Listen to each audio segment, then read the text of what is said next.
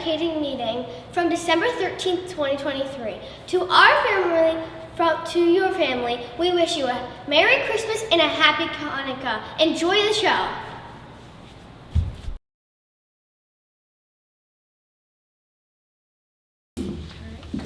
Statement is hereby made that adequate notice of this meeting was given by posting written notice prominently on the bulletin board in the vestibule of Holden School, the mailing and or hand delivery of said notice to the designated newspapers, the Record, the Ridgewood News, and the Town Journal, filing with the clerk of the Saddle River Borough.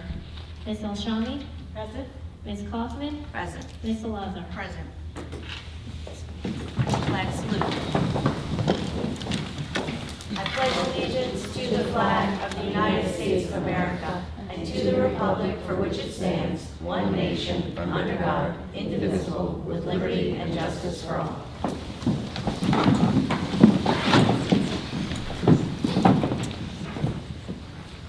Superintendent's report, please. Yes, tonight on one of the resolutions, we'll be approving the safe return to in-person instruction. We have to update this every 6 months for federal funding. I am giving 2 presentations tonight. The first one, just to make sure the lighting's okay, is on Bergen County comparisons of the NJSLA. So at the last meeting, or October, we are required to report on the scores from the 2023 NJSLA. So I gave Wandell School's scores, and then people always ask, how do we do with other Bergen County schools? So we have that right here. How do the Saddle River students do compared to neighboring districts? What % of students met or exceeded expectations on the NJSLA? And by the way, any presentation will be up on our website tomorrow. From the New Jersey DOE, they talk about meaningful data. And meaningful data is 3 consecutive years of performance. So, but we look at it this way. Assessments are one snapshot of performance, right? They're one piece of data in the entire photo album, okay? In order for a proficiency, okay, we don't use one form of data. We use multiple forms of data. So when you look at this, again, remember, it was given in 2023 of spring, and it's one snapshot, okay? Again, last month, I gave a very detailed presentation about niche.com, and we're gonna get into that after this presentation. So before we talk about other Bergen County schools, I want you to understand where we were in our cohort, because again, if you think about it, grade 3 is just grade 3 each year. But it's not the same kids. So what you want to think about are the same kids. The class of 2024 tested in year 2022 and tested in year 2023. And where they did here for ELA, we had 84% proficiency in 2022, and then in 23 they had 100% proficiency. That cohort is a 16% growth. So I'm bringing the word growth to you all, because achievement is one thing, but growth is another. So the class of 2023, that cohort tested 83% and then went up 12% to 95%. Let's look at math. Same thing. The class of 2023 had 67% proficiency in math. And in this past year, in 2023, they rose to 84% proficiency. And I use the word proficiency as a bona fide definition. Not every vendor, not every avenue out there advertises proficiency as the exact definition of proficiency, but the NJSLA measures proficiency. So I'd like to recap what I did last board meeting, that we have a 17% growth for the cohort from the class of 2023 and the class of 2024, a 10% growth. So that's pretty impressive. So let's look at the 2023 NJSLA ELA in grade 3. Look at New Jersey had 42% proficiency. That's the average for the state. Then you have, and again, I went in order of, not alphabetical, I went in order of proficiency. So 52, Saddle River is always in yellow as a visual for you. Upper Saddle, Hohokus, Allendale. And what I'm going to also talk about is that Wandell School has multiple sources of assessments throughout the year. So we already knew our grade 3 ELA was struggling a little bit. So we have provided, again, in the 2023 school year, we had already provided, the 2022-23 school year, we had already provided interventions for that grade level. Okay, so we already see these things and are already addressing them. For grade 4, you can see the state was at 51%, and most of the Bergen County schools were way above that, Saddle River being the top. For grade 5, same thing.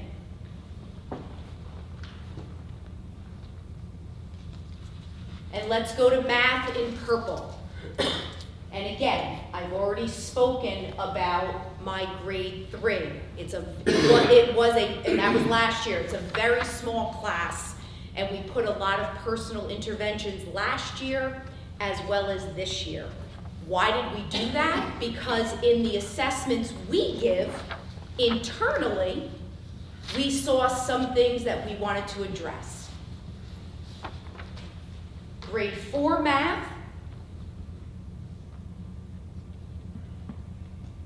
grade 5 math, and again, it's only a percentage, it's really the same score. But I really wish I was over to the right. And science, and remember, NJSLA for Wandell School is grades 3, 4, 5. Science is just grade 5.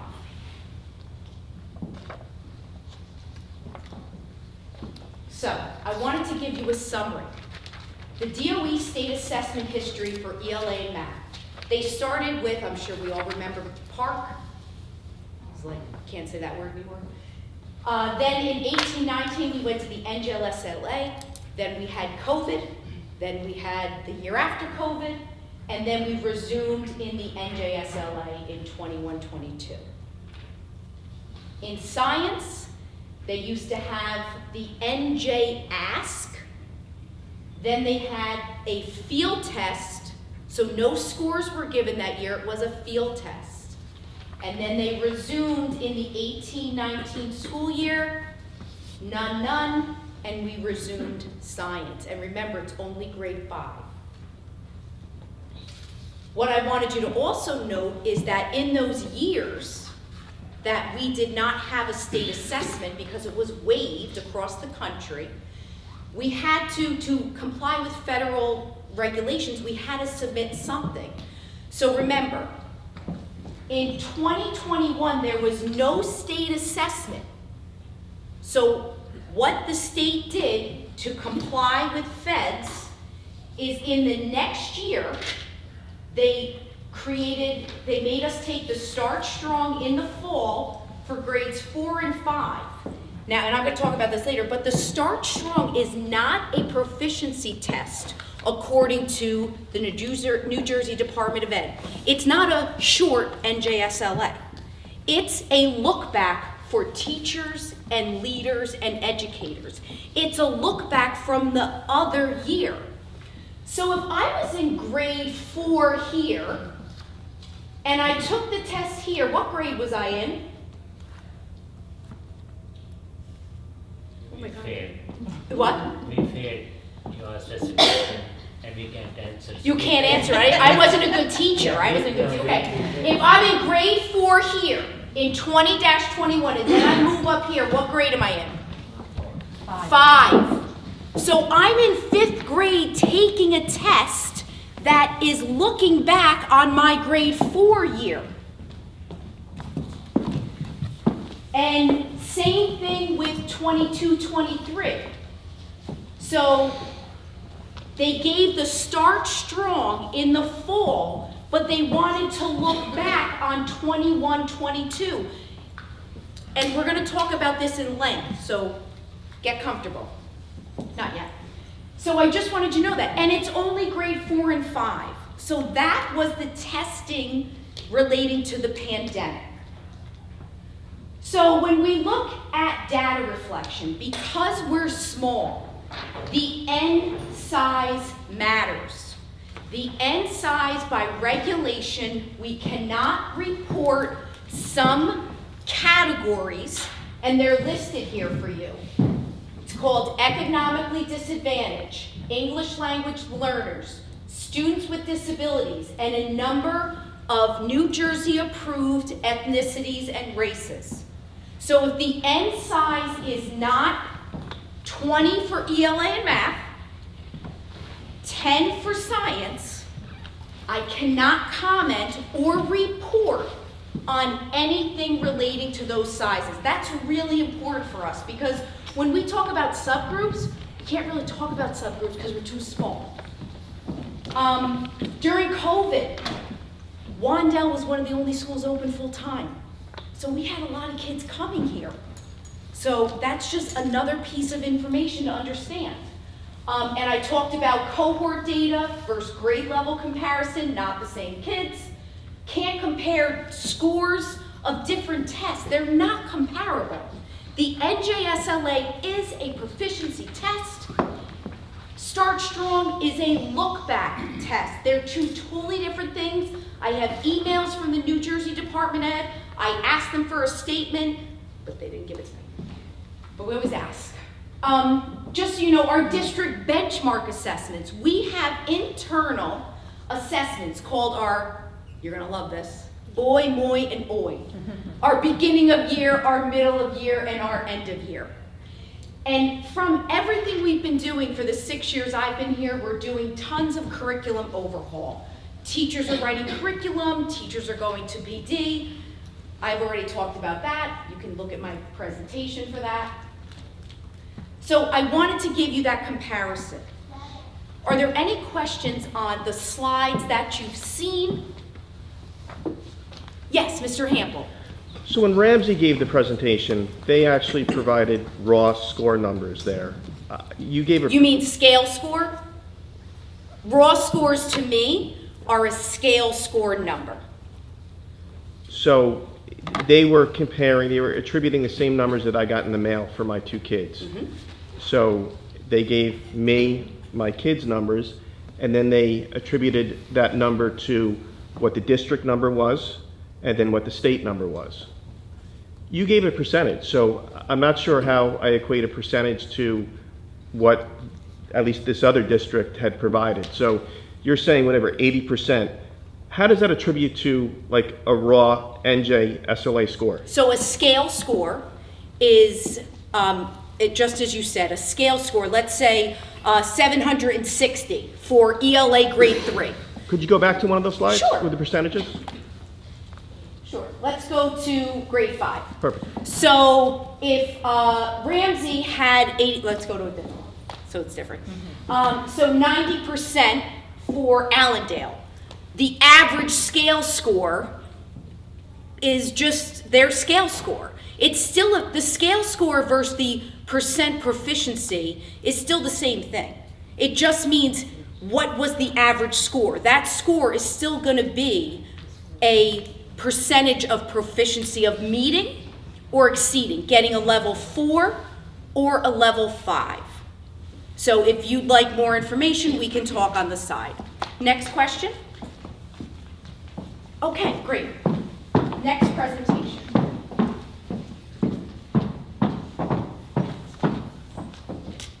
Can't see.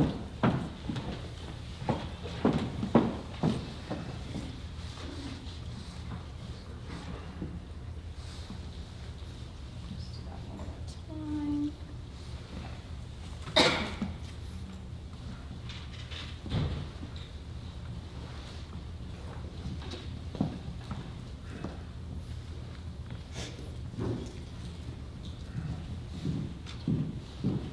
Okay. Whoever was at the last meeting heard me very excitedly talk about what I've been doing at night is researching niche.com, because that's just me. So let's talk about niche.com. It's very popular here in Saddle River, and it's a little shocking, but not a bad thing. I love a challenge. So what does the New Jersey Department of Ed grade public schools on? They grade us on 4 things. They grade us on our annual testing report, which is what I just showed you last time. They grade us on the school report card, which is online. They grade us on what's called the ESSA accountability profile. And they grade us on the state monitoring. It's called QSAT. So those are the 4 things that we are graded on. It's like your taxes. You only get graded on the gross income you report. That's it. At Wandell, we go above and beyond, which most schools have some form of internal assessment. We have beginning, middle, and end of year assessments where we look. Where did kids start? Where did they end? We have classroom assessments. iReady is a standard universal testing tool. We have report cards, we have teacher observations. So these are our internal multiple sources. This slide and this slide give us a total picture. Okay? Because Wandell School, again, I said this before, we're constantly looking at data. We're so small. Every day our teachers are looking at data. We make interventions. Okay, so that's something to just keep in mind, and we're very proud of that. Prior to getting any score report. Okay, what is the NJSLA? It's the New Jersey Student Learning Assessment that tests the standards of New Jersey. It's the official annual assessment of proficiency.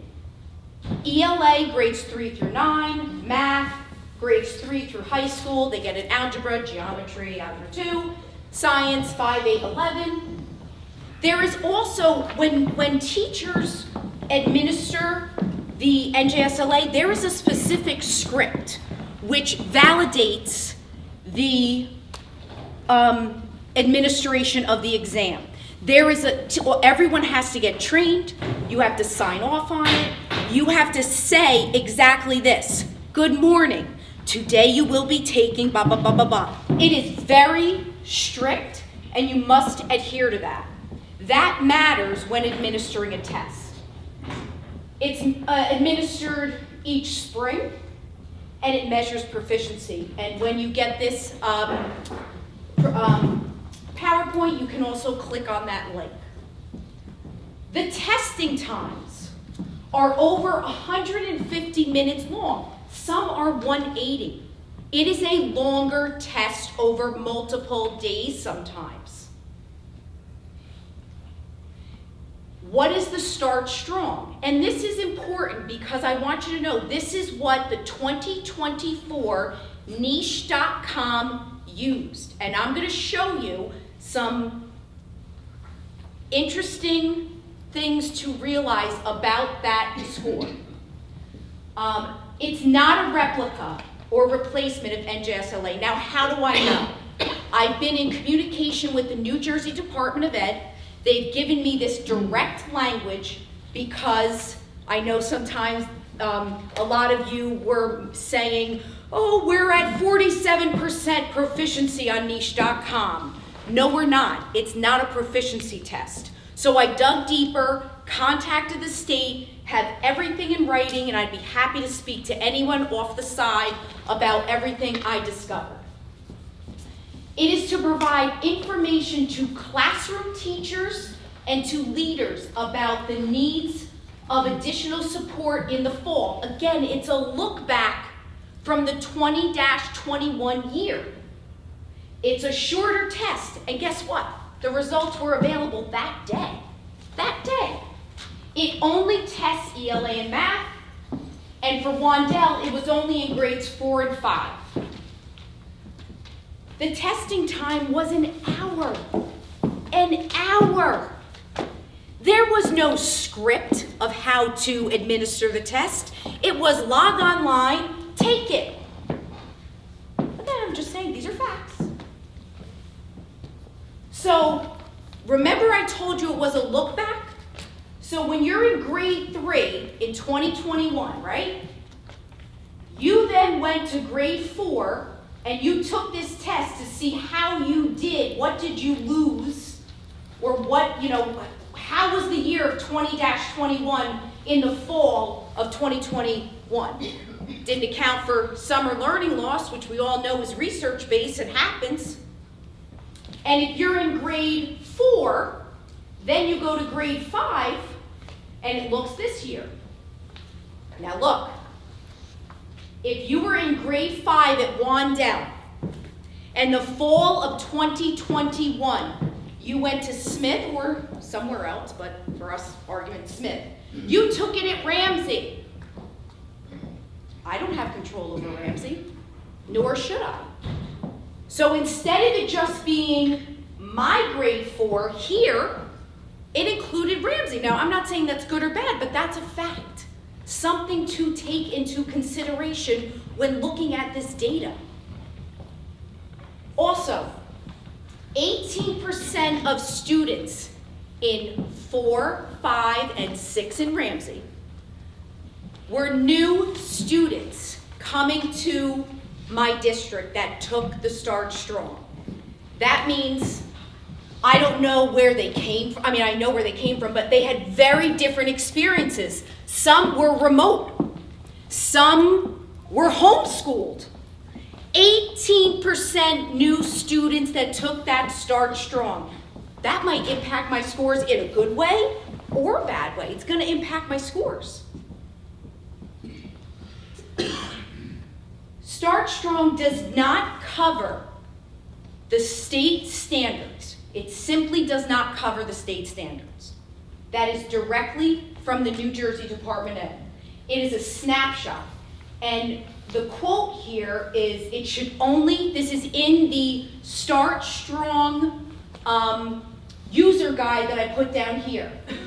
It should only be used with other supporting evidence, such as assignments, homework, when drawing conclusions about overall student academic performance. I didn't say proficiency, performance. Now, let's go back. 2023 niche. They used the 2018-19 NJSLA. That's 5 years old. And they're saying it's a 2023 rating. I was a former high school math teacher. That's where I started my career. This, to me, is a little bit questionable. That's 5 years old. Okay, but that's what they use. They have every right to do so. Where did the 2024 data come from? It came from the fall 2021 Start Strong, because we didn't have a state assessment. So, and again, it was administered in the next school year. So they went from 2018-19 NJSLA to saying, oh, I want to count whatever test you used to see 20-21, but it was administered in the fall of 21. It just makes zero sense to me, but that's okay. The U.S. Department of Education had a requirement.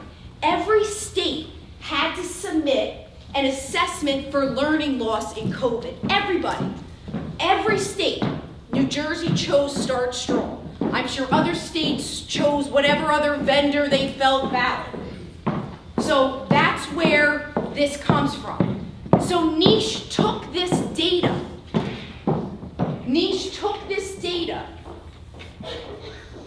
And used it to measure proficiency.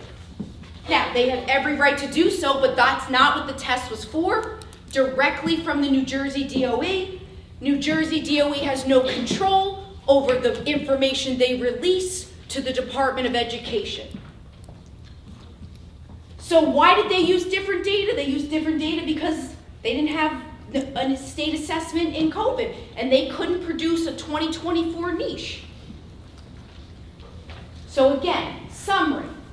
COVID March, 1920, school closed, no state test. 20-21, no state test. 21-22, Start Strong in September, NJSLA in 2022. So, what did New Jersey use Start Strong? I'm saying it again. To comply with the federal requirements, they had to have a test for a look back. It wasn't used to measure proficiency. It was a tool. And just for your information, there's only 3 performance categories. NJSLA has 5 levels. Okay? So if you get a 4 and a 5, you're considered meeting or exceeding. Start Strong has 3. 3. Whether it's strong support, some support, less support. It's just a fact. So the New Jersey Department of Ed commented on the 24niche.com. Unfortunately, once data is made publicly available, it becomes very difficult to ensure that outsized entities utilize that data appropriately and responsibly. I'm not sure what justification Niche has for comparing NJSLA and Start Strong results against one another, but that is not supported by the New Jersey Department of Ed. And you're going to ask me the guy's name, can't remember, but I can give it to you if you ask me. There's a lot to remember here.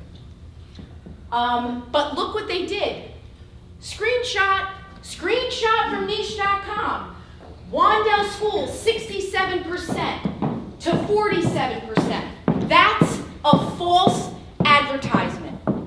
False advertisement. The DOE doesn't promote proficiency. That is not proficiency. And it says percent proficient right there. That is an absolute lie. You cannot compare 23 to 24, and that's what they did. They took our scores from the 18-19 NJSLA and subtracted it and they said, here are your scores in 2023 from the NJSLA. Here's your scores in 2024 from the Start Strong. That's absolutely not acceptable. It's not acceptable.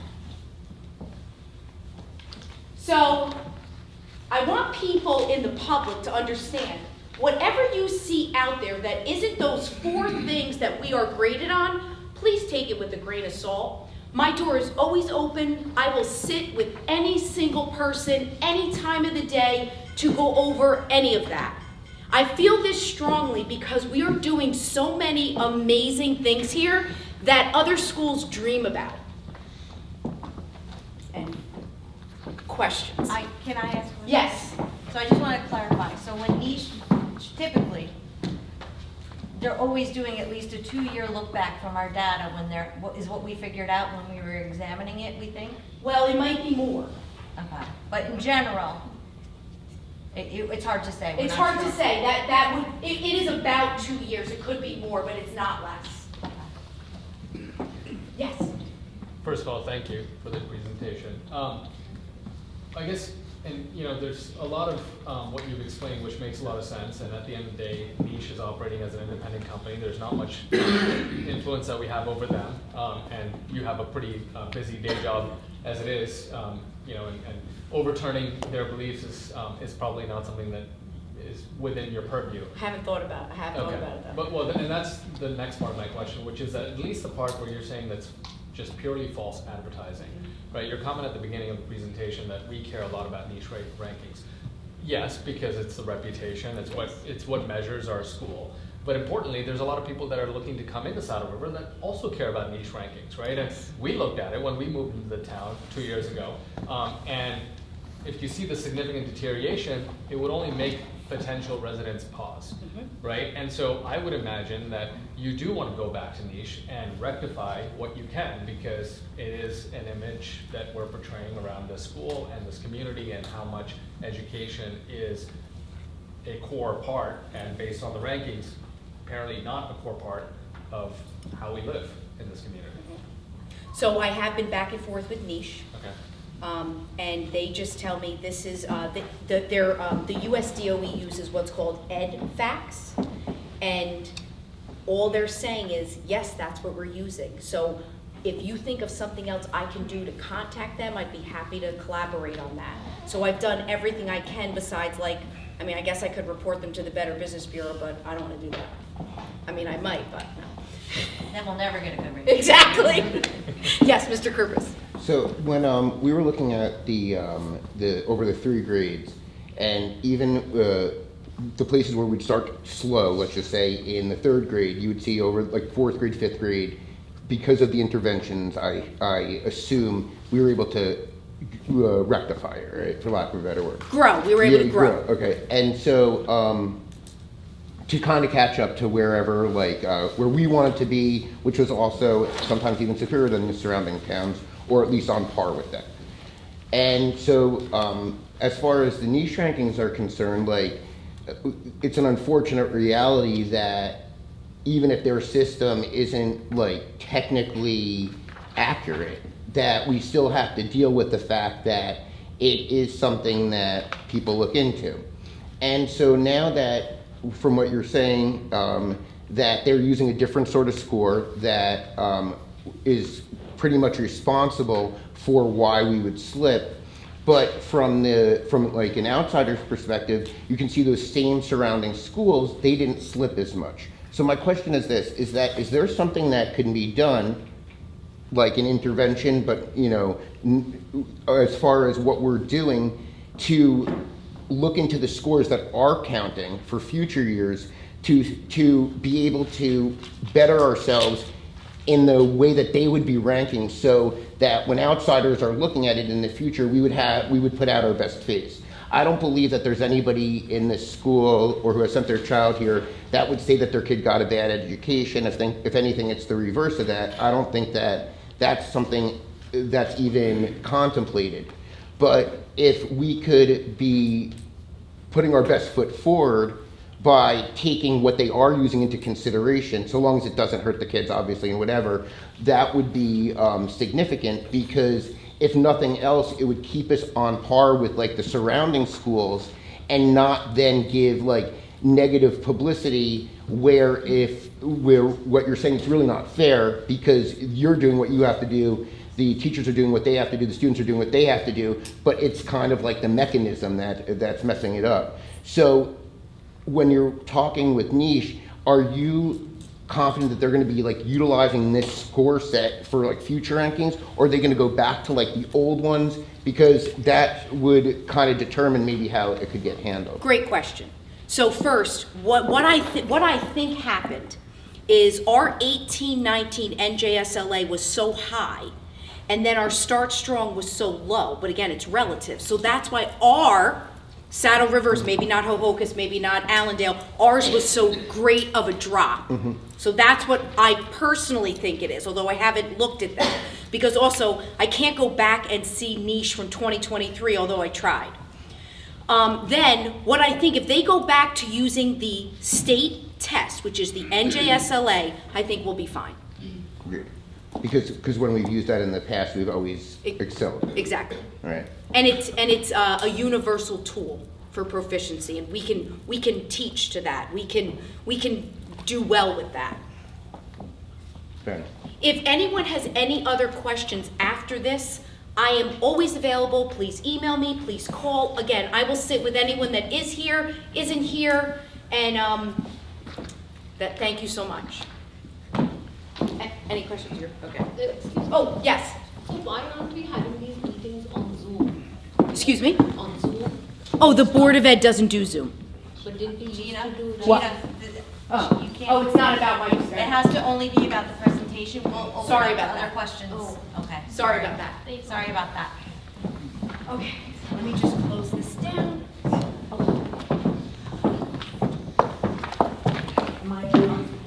Yes, Mrs. Hickey, yes. Yep. Let me, no, it's okay, because I have to exit up mine.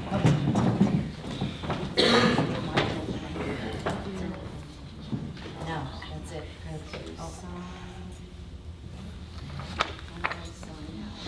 Gina, yeah. Oh, it might be.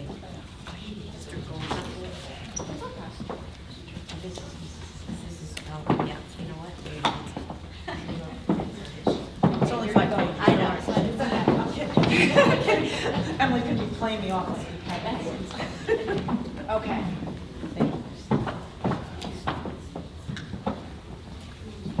And just while we're waiting for the transition, I did give the board an update on our district goals. For the audience that's here, I just would love to talk to you about our district goals. We have 3 district goals. One is on student voice, the Quaglia report from 2016.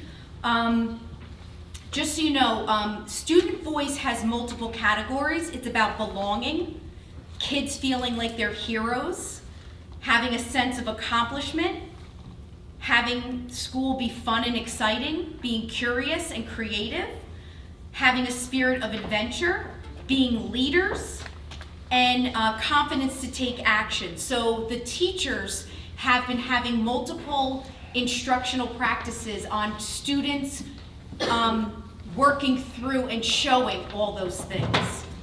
Our second district goal is about the rigor of assessments.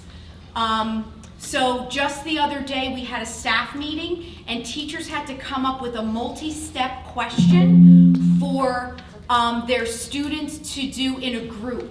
And one of them was, we're planning a birthday party and we have 24 kids invited and we have to have pizza and this. Where do we start? So the children had to kind of come up with that and they did it the next day in class. Another question that the teachers came up with was, how many shapes can you build Santa's sleigh with? And they had to go through and kind of think of that. So those are the types of project-based learning activities and questions, multi-step questions, that we will be starting to see more of in our classes. And our third district goal is about capital projects.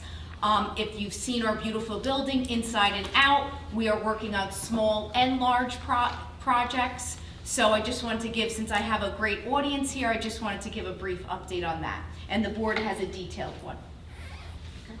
Thank you, Dr. Sinati. I am lucky enough to be bragging about the teachers. This is not mine, this is the teacher work. They provided videos of all the amazing work they're doing. We are grateful to the board because a lot of this is the result of our professional development with Orton Gillingham training and with our consultants and all their really hard work. So, let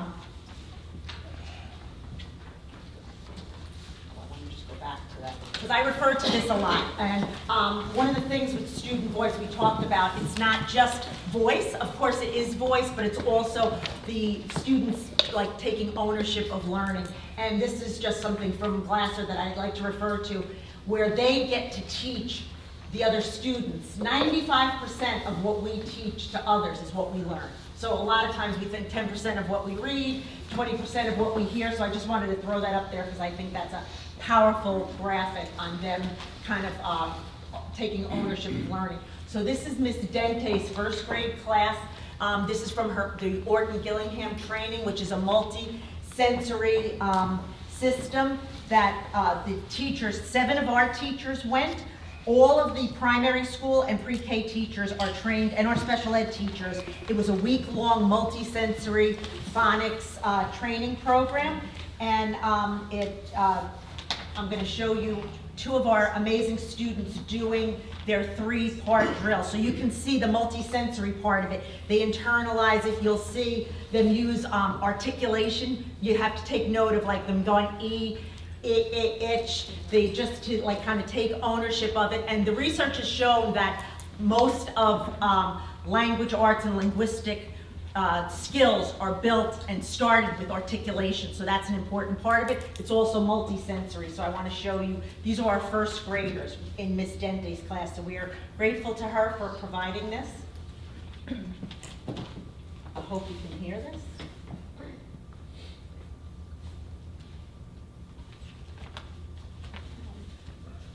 There it is. Okay, girls. Now we're gonna show everyone how we do a 3-part drill. Okay. So I'm gonna first show you the parts. Remember visual means we're gonna look with our eyes and just say the sounds, okay?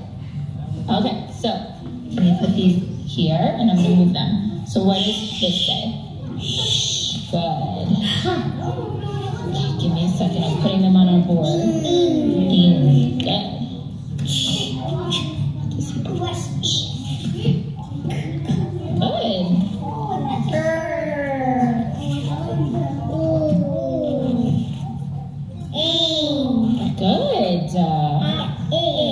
Good, I like that you did your sign for it.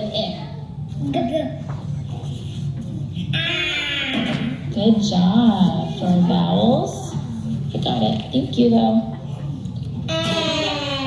Good.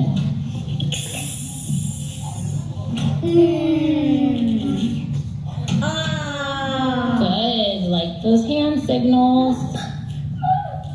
Good. And do a couple. Very good. Okay, so that was like a little review. Now we're gonna blend on our blending board, okay? So when I touch the letter, we're gonna say it's the sound and then blend it all together. Okay, and remember, if it's a real word, what do we do?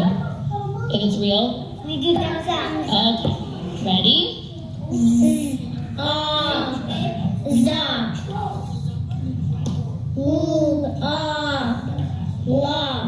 Good. Did you say if it was lopsided? Yeah, that's right. Good. Yeah, lox is a real word. Good.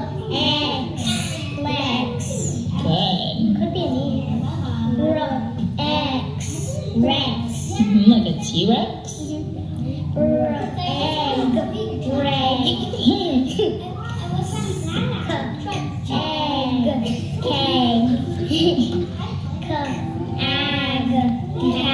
Good.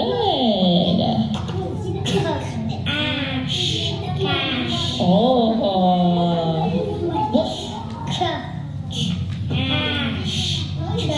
Trash, that's not a word, right? No. Oh.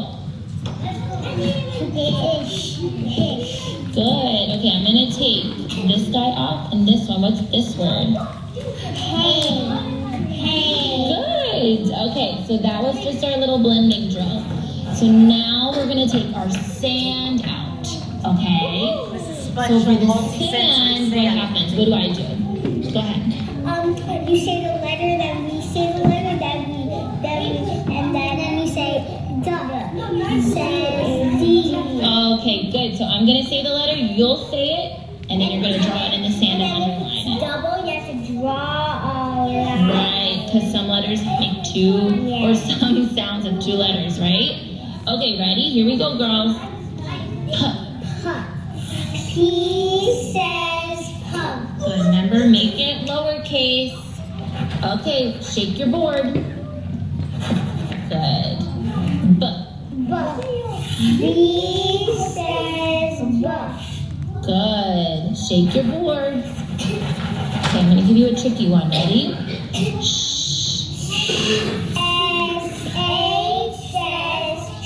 Good. Shake your board. Okay. T says tongue. Good. Okay, you know 2 letters for this sound. So split your board. Good. Okay, C says. So C says come. K says come. Amazing. Shake your board. All right. Ready for this one? Yeah. Look at my mouth for this one. TH says. Good. What do we call this when it's like this? What kind of that's the T and H, right? They don't get along. But what do we call this? Diagram. Diagram. Good. Shake your board. Okay. E says N. Good. Shake your board. I says Good. Shake. Okay. What about CH says. Good job, girls. Okay, we're gonna stop right here because you're doing amazing. Shake your board so they're all clean and ready.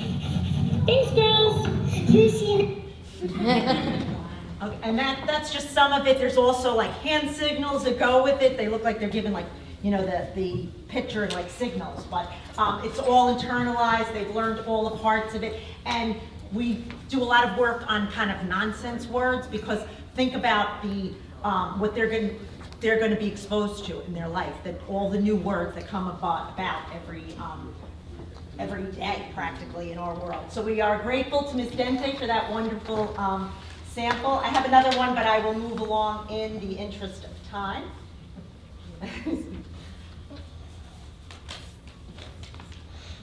Next one is, I'm sorry. Ms. Weinberg's class is the pre-K class. And also we talked about student voice, but them taking ownership of it. So let me just read her statement. We were grateful for her. They read several versions of The Little Red Hen. And if we know The Little Red Hen, it's about, most of you know that story, where I have some wheat, who's gonna help me make bread? They go around and ask a bunch of people and other animals. A lot of people say no, and then at the end, they all want to help them eat the bread, and they say no, sorry, you can't eat the bread, which I don't know if we like that story, but the point of that was they read several versions of that from our Super Kids program. So I just want to I'll just show you one example. This is Rubik, who was showing us, and you have to listen closely to this because he is making a monster truck cake. So I'm pretty interested in this. But this is his version, so they also understood point of view. So this is pre-K now. The lion said to his friend, "Won't you help me make a monster truck cake?" Two said to Snake, "No, I'm too tired." So then he talked to Gorilla. "Will you help me?" said the Gorilla. Lion said, well, he said, "Yes." So they made the cake, the monster truck cake, and then they ate it all up. And then the snake said, "Can I eat it?" "Sorry, Snake, you can't, because you didn't help us." Then they all ate it up. At the end, he gave it away. But it was that, and you could also tell not only that he could retell the story after seeing many versions in his own version, but he also got the theme of it. Although at the moment, at the end, which was nice, he had a moment of soft, yes, we can all eat it. So, retelling again in preschool provides, it internalizes textual characteristics and vocabulary, summarizing, and also obviously theme in this case. So the other one that we were sent, we can't show for confidentiality reasons, was a very young student. He is also in pre-K. Thank you to Mrs. Cooper, who provided our speech and language teacher. So we can't really show you the video, but the student has made incredible gains. And I just want to read her statement because she said that she used student voice in order to increase engagement and allow the student to be an active participant in his education, and he absolutely is. his language skills have grown exponentially in 1 year. It's just amazing. Student voice and choice helps build trust, confidence, and shows the student that their opinion is valued. Student voice also develops and encourages self-advocacy skills. This preschool student was provided with 6 activities in the video. So this is what a preschool student, he's like a little, 3.5. He was asked to choose 3 and then asked to place them in order, first, second, third, and to complete that particular activity. And this just scratches the surface of the power of student voice and also the amazing work that Ms. Cooper does with them. I wish I could show you, but maybe we'll get her here in person because the work she does is amazing, also with our RTI students. So I just wanted to thank everybody for for coming tonight and seeing these great presentations of these amazing teachers and their students. And I just wanted to say, tomorrow report cards go out. That's just, I'm adding in there for at 3 o'clock for kindergarten through 5th grade. Our winter concert is next Thursday, the 21st at 1 o'clock. There's a snow date Mr. Moylan insisted on putting in there. We hope not on the 22nd at 9 o'clock because that's an early dismissal. We also have an assembly of holidays around the world.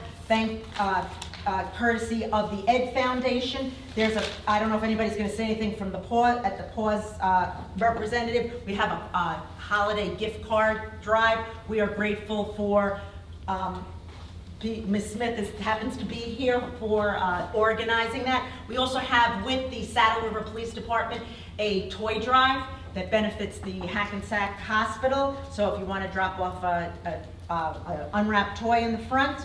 And just want to say happy holidays to everybody. Thank you. Thank you, Mrs. Hayden. Thank you so much.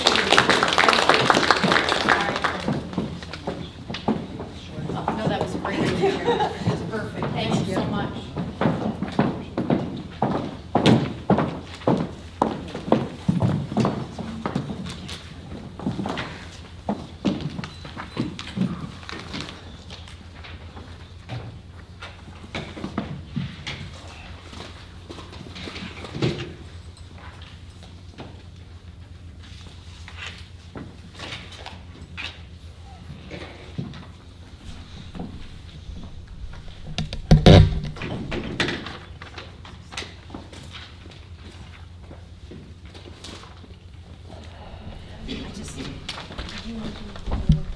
Yeah, no age right. Yes. Thank you. Okay.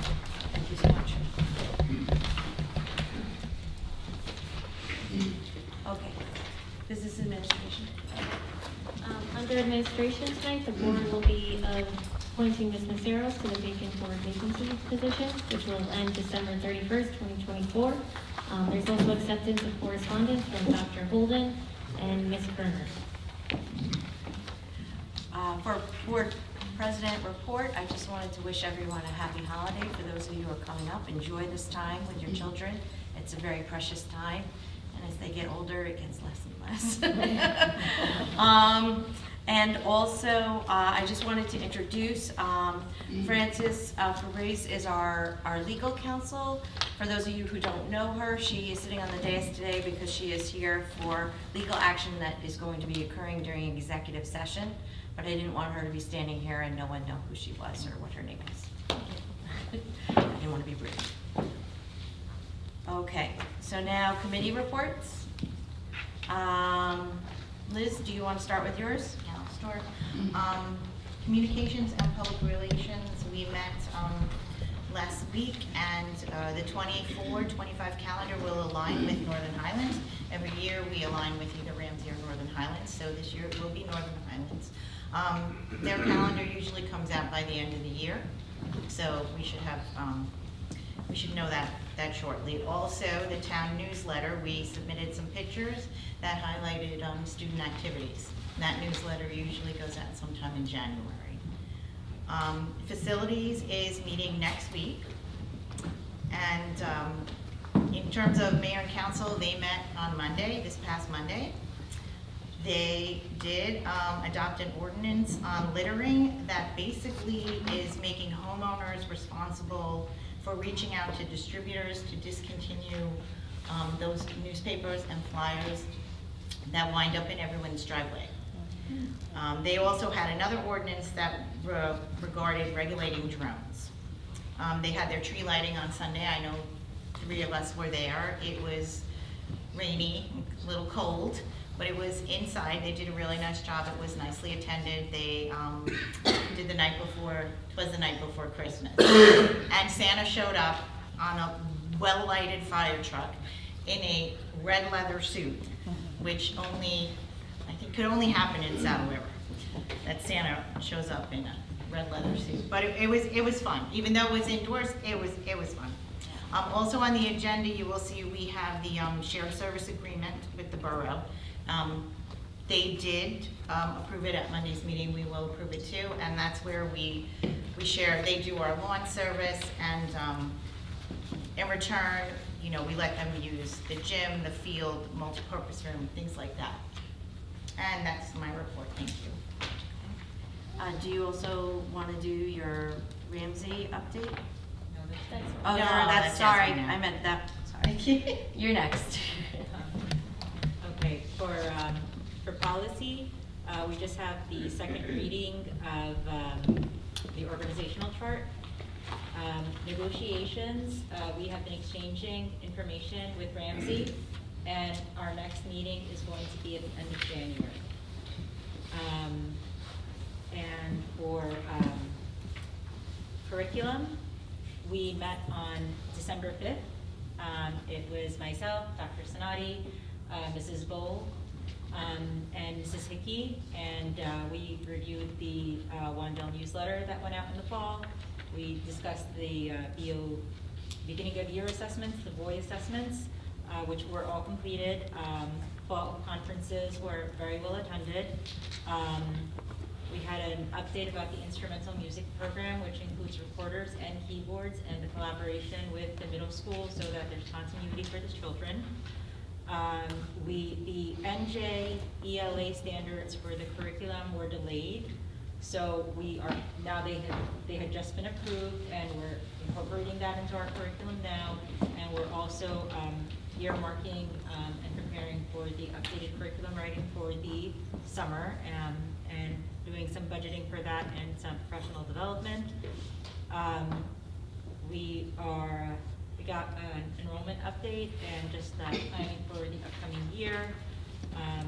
Looks like we're prepared for CUSAC in a couple of weeks, and that's it for curriculum. And then, let me do my Ramsey update as well. Please. Okay, Ramsey had their board meeting on November 21st, 2023. They have a lot of awards that I will try to go through without messing it up. They had their boys soccer on the varsity level. They had school record goals, and they they were league and county champs and Group 2 state champions. They also, for the girls JV were Bergen County champs. Girls varsity Group 2 state champs. They were undefeated. They had a play up at the high school. I believe it was on November 18th. It was called Almost Maine. It was, they said it was very well attended. I guess it's a soft open for their brand new auditorium. The Dater play, which should be of interest to any Wandell parents because typically Ramsey helps us coordinate our school play here.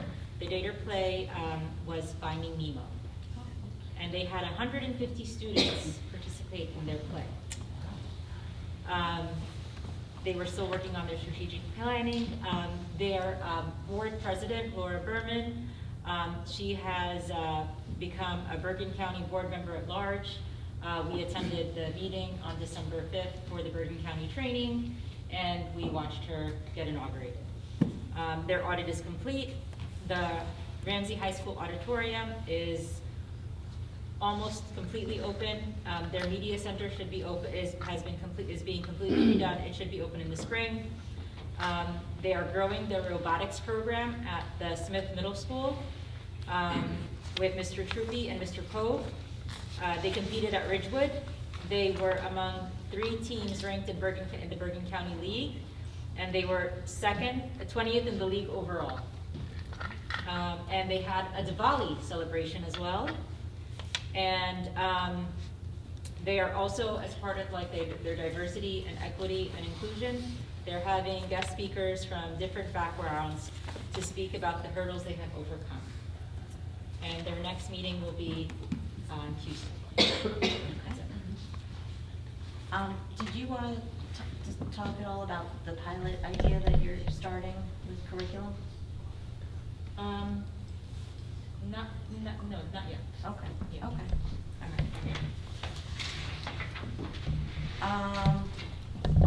right. Okay, so next would be finance. The finance committee met this month. We are beginning the budget process, which begins very early. Basically, at this point, we start gathering all current expected costs, and at the same time, we also want to have our dreams, things that we hope to perhaps work on, whether they're capital projects that maybe don't fall under capital financing, or what does, because everything has to be submitted at the same time with the finance committee. So if you have capital projects, you have to put aside that money and encumber it. If you have maintenance or things that you're going to redo that are outside, you also have to inform them of what projects you're going to be doing with that. And we also have to determine in advance things like technology that we might be wanting to invest in and such. So we're just starting that process. We also had our audit. We had our audit meeting. They are presenting all of the documents, but we did extremely well. I just want to compliment our business office, which in the past 4 years has transformed itself, and it has become a model of what a business office should be. So I want to thank you and Lala for all of the work that you have done. Thank you. The audit will be presented at the next board meeting. And on top of that, let's see, the Safety and Wellness Committee did meet. I unfortunately had an emergency and couldn't attend the meeting, but I know that things such as pizza and I mean, nothing of urgent value, but there was a couple of things were proposed to the group, and they were evaluating it at the time. I don't think a final result came out of it, to be honest. Other than that, I also, Joyceley, I missed my first Northern Highlands meeting this year. I'm sorry, I was picking up my daughter from college, so I was not there this week. But I looked at the agenda and there was nothing out of the ordinary that occurred at the meeting. Is there anyone, and you don't have to if you don't want to, but is there anyone that would like to make an announcement about any foundation upcoming things? If not, if you only if you want. I could just briefly say we're at 13 members now, and we're planning the gala, so that information will come out next month. Okay. And then I don't know if there's anyone from PAWS that would like to announce, if there's any special announcements that you feel need to be made. If not, that's fine. Okay, no pressure. Okay, so at this time, we will be, New Jersey School Boards, I'm sorry. As Mrs. Elshami mentioned, we did attend the New Jersey School Board training. It was actually the Bergen County meeting, so all the school boards from the Bergen County area come, and it's a time to just exchange what's going on throughout Bergen County, and they also happen to have a training on press and learning to manage PR as a school. So that was very interesting, and we enjoyed it a great deal. Next, we're going to go to the Open Public Meetings Act. Meetings of the board are open to the public, and all members of the community should feel free to participate. There are two portions of the meeting reserved for comments from the public. The first at the beginning of the meeting for the agenda items only, and the second at the end of the meeting for other items. If you wish to address the board, please provide your name and address, and please limit your comments to 3 minutes. Issues raised by the public may or may not be responded to by the board, but all comments will be considered. The board requests that all members of the board all members of the public be mindful of the rights of other individuals when speaking. Due to confidentiality and legal rights afforded by the state of New Jersey, members of the public are asked not to speak negatively or in derogatory manner about any employee of the board or any student. Okay, are there questions or comments from the public on action items only? Yes, Mr. Hampton. So an action item is appointing one of the board members today, correct? Mr. Hamble, can you please say your address? Sure, it's 8 Stonewall Road, Saddle River. Thank you. Yes, that is correct. So at the last Board of Ed meeting, the feedback that I provided is, I know there's a lot of talk about diversity, but as the board right now sits, there really is a lack of diversity. It's all women. I do volunteer my time as one of 25 fathers as part of a fatherhood engagement committee, reporting into the Office of Family Voice for DCF. Part of that mission is to make sure that fathers are heard in all matters related to DCF. And that was the feedback that I provided last month. So if there are qualified candidates that are fathers, the board's perspective on incorporating qualified candidates that are fathers, it's a little bit disappointing that there was no consideration, with respect to the announcement that was made today. There appeared to be 2 qualified candidates that were here last month, and I'm just looking for a little bit of insight into your decision-making process on why both of those, candidates were excluded. Thank you.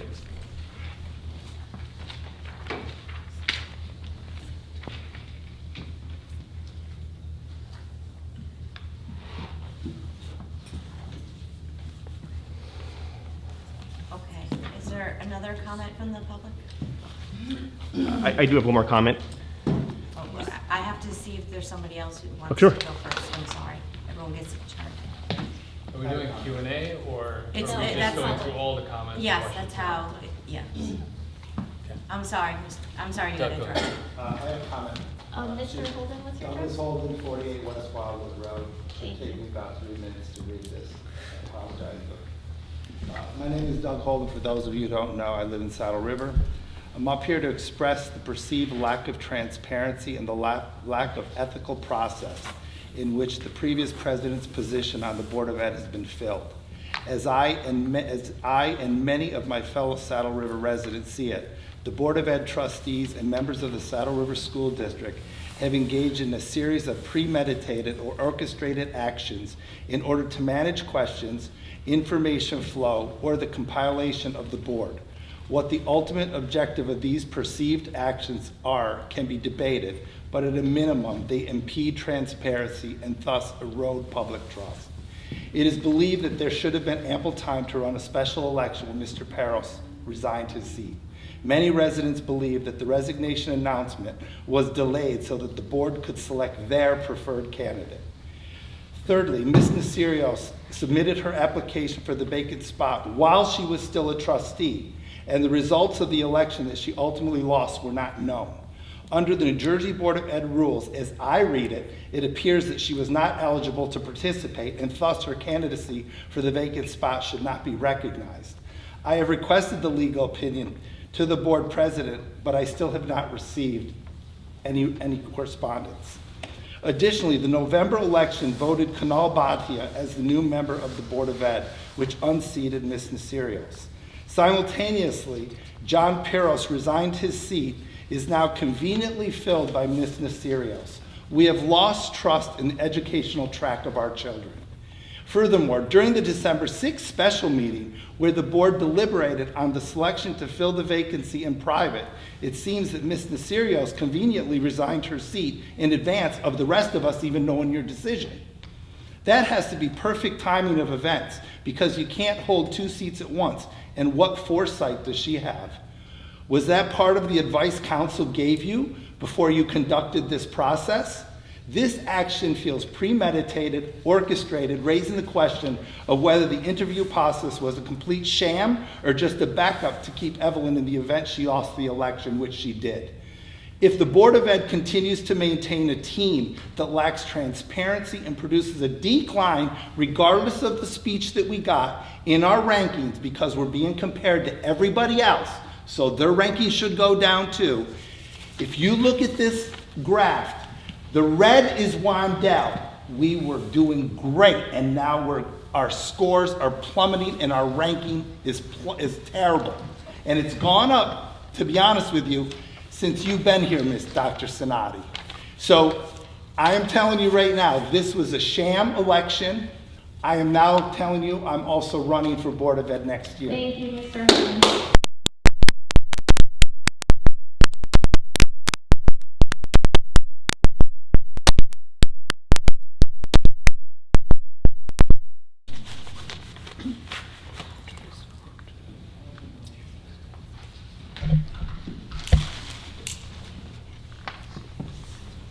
Is there someone else who would like to speak?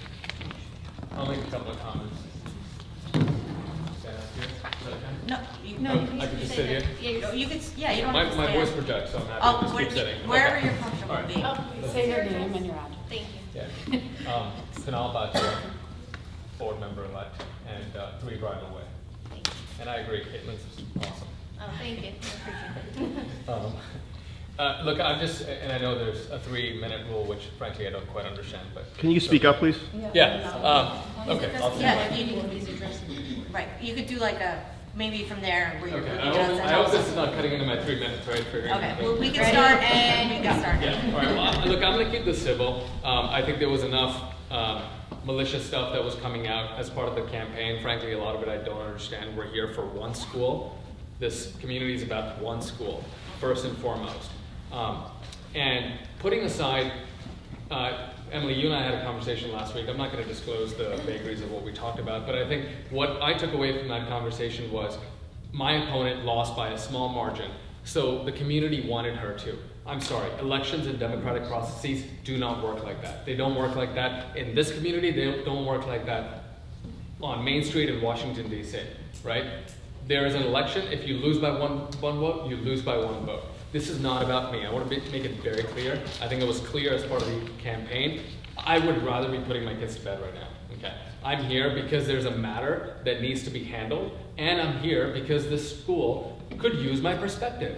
Putting aside rankings, data, because let's face it, in any election, there's spin on both sides, okay?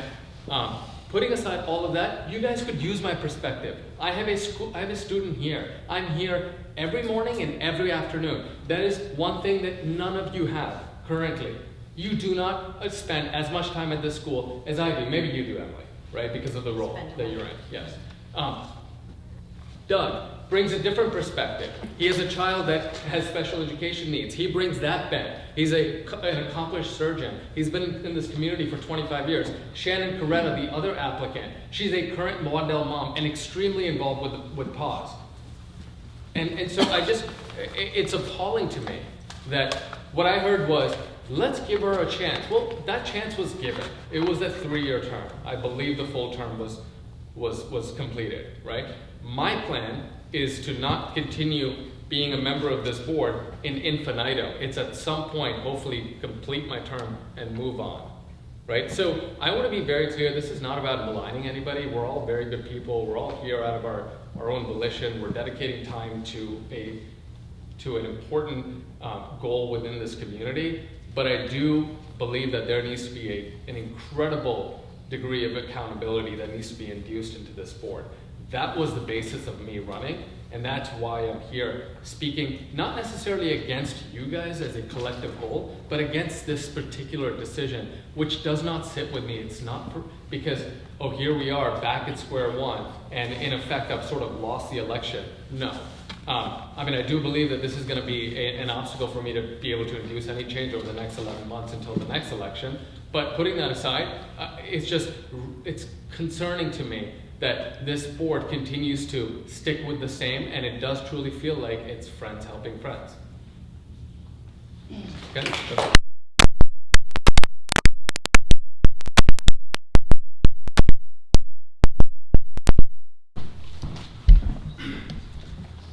My name is Dinesh Khosla. 49 Old Woods Road, Saddle River. I'm going to request you to give me one additional minute besides your 3, because I have lots of compliments to give, and those don't count towards the comments that I'm going to make. The first compliment is that I saw these 2 little girls in Miss Dante's class, and I was reminded of my daughter, who was here in 2nd grade to 5th grade, who now sits in the White House, recently took leave of absence, and is the Senior Director of Humanitarian Crisis and Global Health. She began her journey here, and I owe a lot to this school for that. The second image that came to my mind is that all of us stood up and pledged allegiance to this flag. Nobody in this room or anywhere in the world would have seen a flag which is not raised above our shoulders, because we carry it with pride.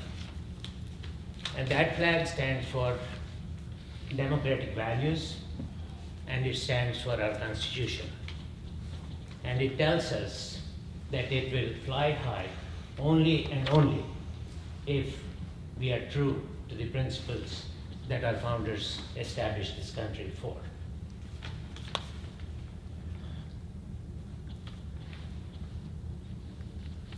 Four people applied to fill the position that you had a vacancy for. I've known Evelyn. We met 5 years, 6 years ago in the halls there, because I'd filed an Oprah request to find out how much money was being spent on lawyers in this school to fight and oppose the demands from our respected teachers. I had a wonderful conversation with you. I don't know if you remember it or not, so I want to give you an ode and respectfully say something, and please don't take it as offensive. Evelyn, you would not have applied for this position on the night of the election if you knew that you were going to win.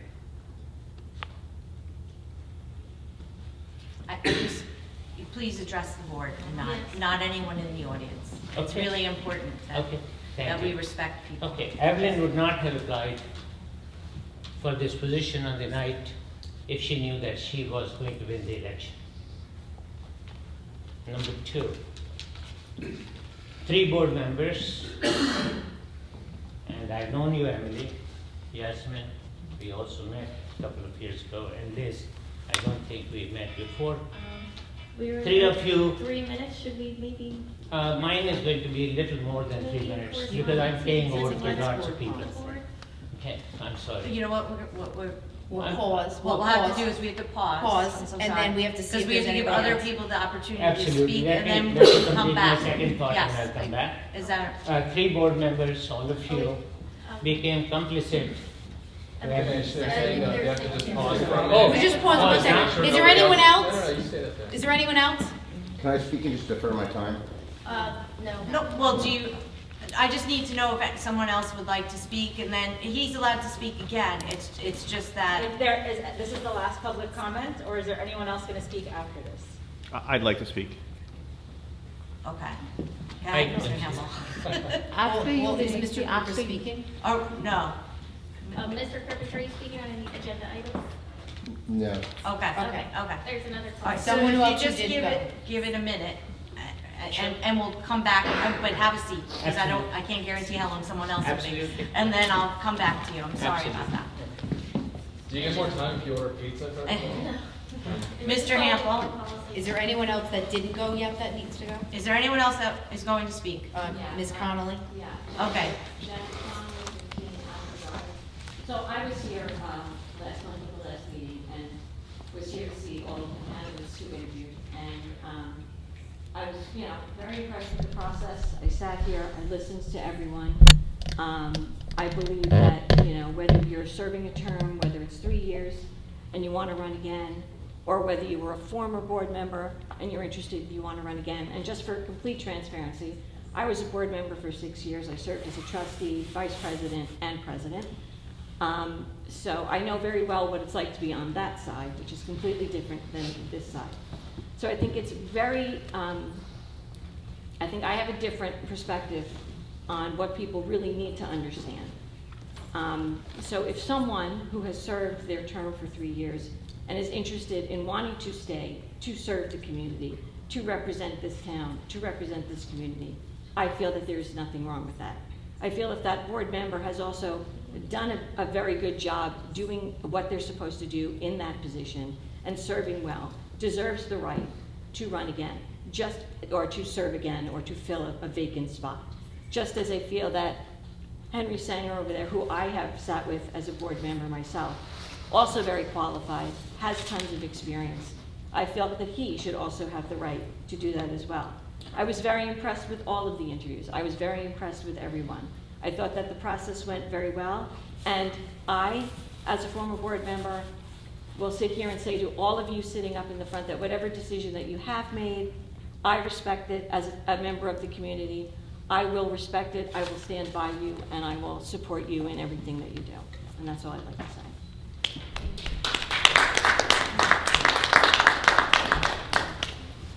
Would anybody else like to make a comment? Who hasn't spoken, sorry, I have to clarify that. Yes, Mrs. Oh, I guess, you say your name and address, sorry. Okay, Shannon, Carretta, 185 Ridge Road. Okay, I just wanted to say that I feel like if I had known coming in the applicants, I just feel like maybe it was a little bit of an unfair chance for others. Because, like it is an election, we do vote, and I do, listen, I have nothing against Evelyn, I think she's a very nice person. I think everybody up there is wonderful. At the end of the day, we're all here for the kids. You know, could be doing a bunch of other things right now. We're all here for our kids. So I just feel like she had her chance, she was on the board, and I know the decision's already been made. But I just feel like there are a lot of other members in the community, and I'm not saying like, oh, it should have been me. I'm just saying we all should have a chance to serve our community. I feel like we shouldn't be afraid of change.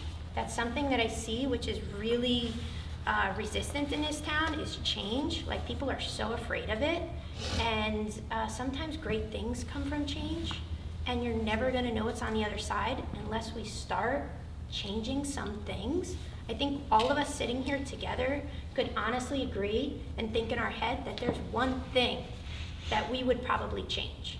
I don't think anyone sitting here right now is gonna say, I don't want anything to change, I'm perfectly happy with everything. So I'm asking the community in general, like, be more receptive to change. Because whether it's me, whether it's anybody else, nothing's ever going to happen around here, whether it's more beneficial for our kids, if we don't start being more receptive to change. And that's just with everything. Because at the end of the day, who's gonna benefit? It's gonna be the children. I'm sitting here saying it all the time. Everything else, it's not gonna benefit them. Unless we all start coming together as a community and not worrying about, oh, I just don't like that person. Maybe they have something important to say. And we should not like judge a book by its cover.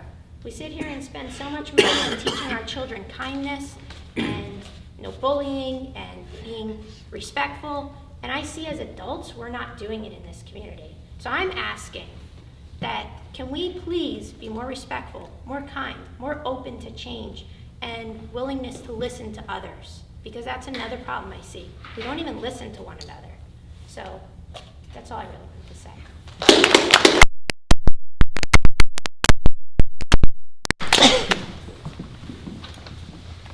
Would anybody else like to make a comment to the public? Make a public comment that hasn't spoken? Yes. So my comment is very much about this. I'm sorry, Yasha Bhatia, 3 Bridal Way, Saddle River. My statement is really just about this 3-minute rule. At the end of that. Oh, yes, yeah, that's that the other. unfortunately has to go in the other, It's not an because it's not an agenda So I'll item. have something to say about that too. Yep. Yeah, okay, sounds good.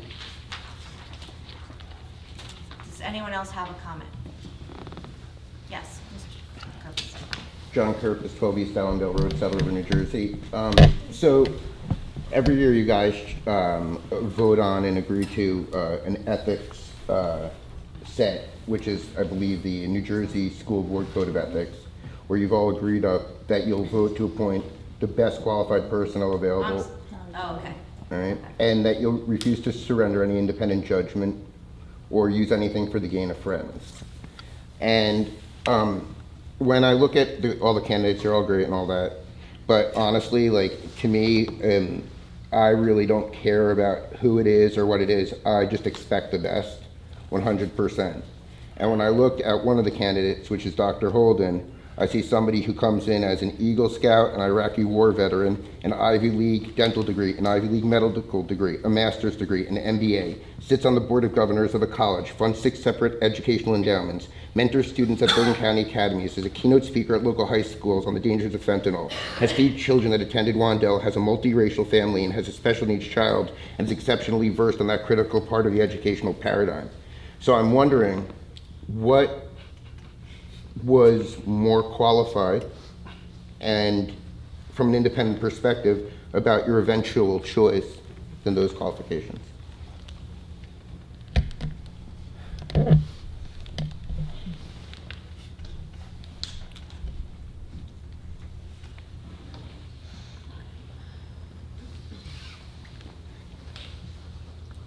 Is there another question from the public, from someone who has not asked a question this time, or comment?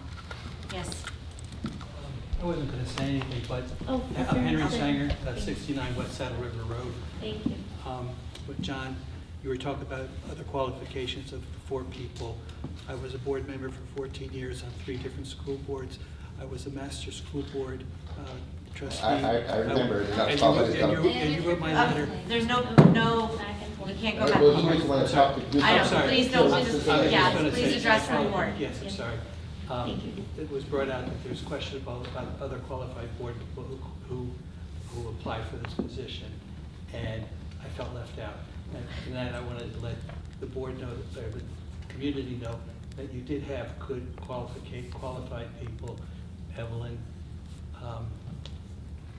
Shannon, Dr. Holden, and myself. So you did have a good overview of current and former parents, and I think, as I said, just giving my background of being the #1 school board person in 77 towns in Bergen County, a master board person, sitting on this board for 10 years as president. So you did have good qualifications, and I fully support Evelyn's selection for my understanding of her experience working as a team and having respect for the town and the rules of this board. So I just wanted to just mention that you guys, I think, had a tough decision to do, and the way things worked out, I'm happy that she'll continue to be part of your board for the next year. Thank you.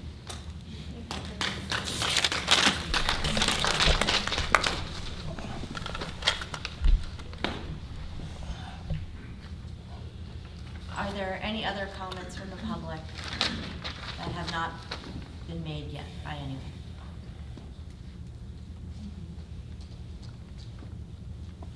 Yes. I'm one of the ex-board members of. My name is Anshu Kapoor.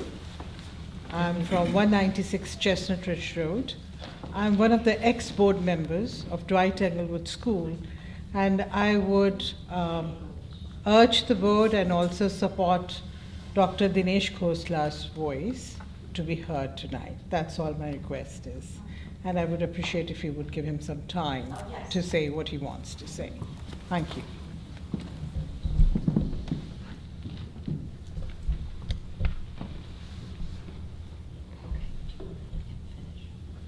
We have to let Mr. Hamble go first. If no one else has a comment, Mr. Hamble, the floor is yours. So Dr. Holden made an interesting comment just as regard his concerns with respect to the ethics of how the nomination and the appointment was made. I also share similar concerns. You know, I don't know if they're valid or not, but with respect to the board addressing that, if you could talk to the process, you know, he mentioned he's waiting for a response from the board to him. And I think other community members would also like to understand what the board's response is. So I don't necessarily expect you to have a response tonight, but if you could address those concerns, you know, not an email to him, but to the community.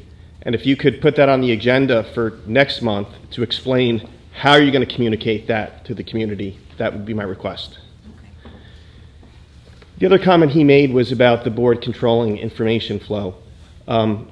The point I was making earlier was I acknowledge the proficiency metric that was put up there, but I've never seen that before. So I'm trying to understand, you know, the excellence with respect to Wandell. I made a comment a couple of months ago at a board meeting that my son got a perfect score on the math SLA. So although he would be a tick mark for proficiency, his score would be, you know, at the top range. So I had made this request a number of times before. Is there some way that you could actually put those raw scores, a comparison of Wandell versus the other schools? Not that proficiency, you know, percentage, because that doesn't really speak to excellence. Whether a child is proficient or he's getting a perfect score, those would be two different results. So that would also be my request. If you could provide those numbers in a comparison, because that's how the state generally provides that. Thank you.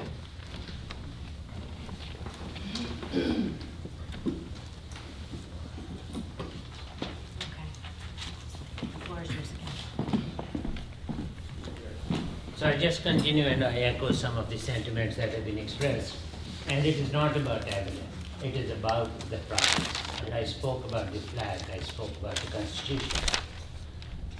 And can you imagine if President Biden and Donald Trump, 49-51, were sharing the same platform? What would happen to our country?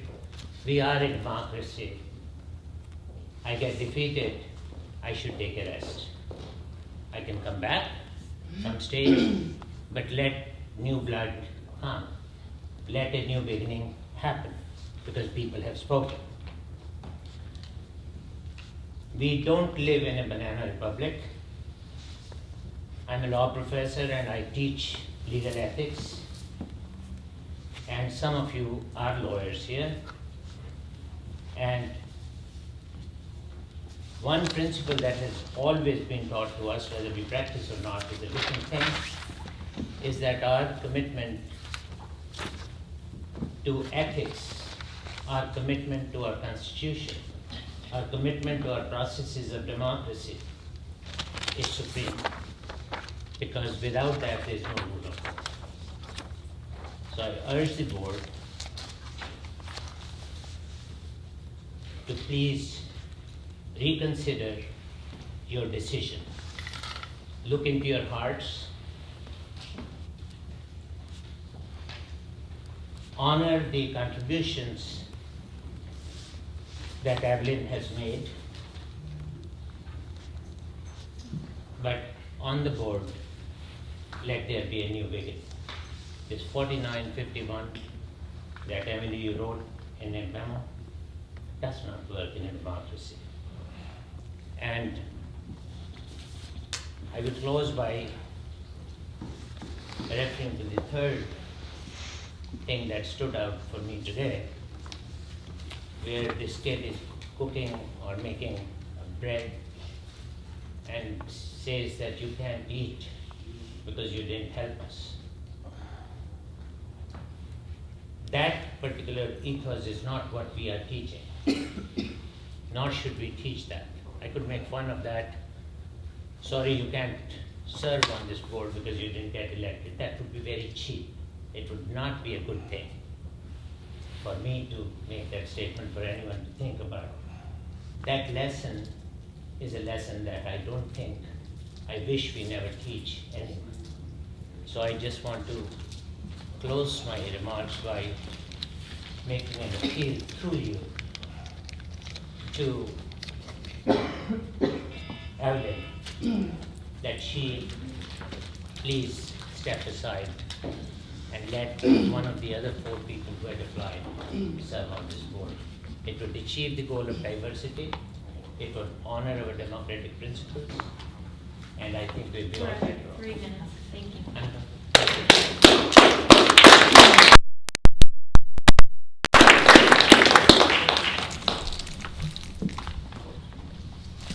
Are there any other comments from the public on agenda items only?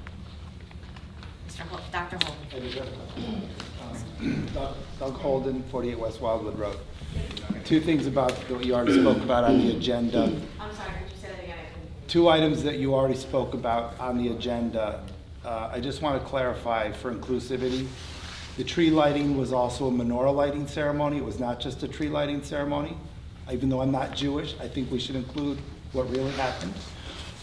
The second thing is, I believe in June, you spoke about the budget. I believe in June, I was here and I asked about why from 2 years ago, our per pupil cost went from 30,000. This is not an agenda. You spoke about the budget though.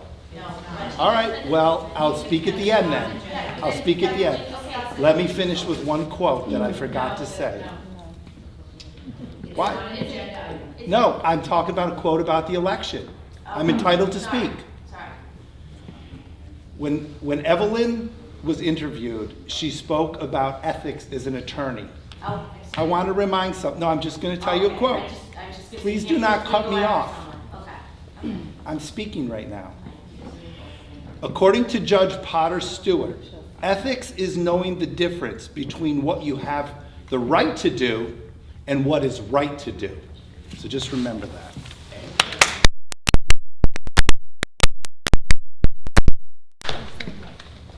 Does anyone else have a comment from the public? Regarding agenda items only.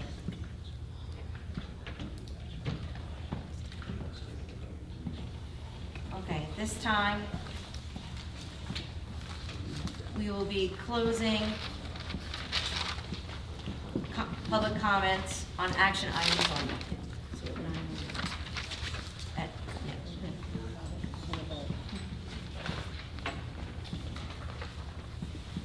Ms. Kaufman, listen to your approval of the minutes?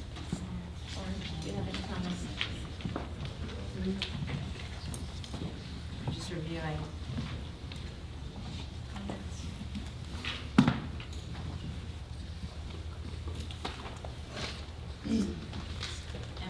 Yes, do you want to speak to the difference between an election and an appointment to a vacancy? How they differ?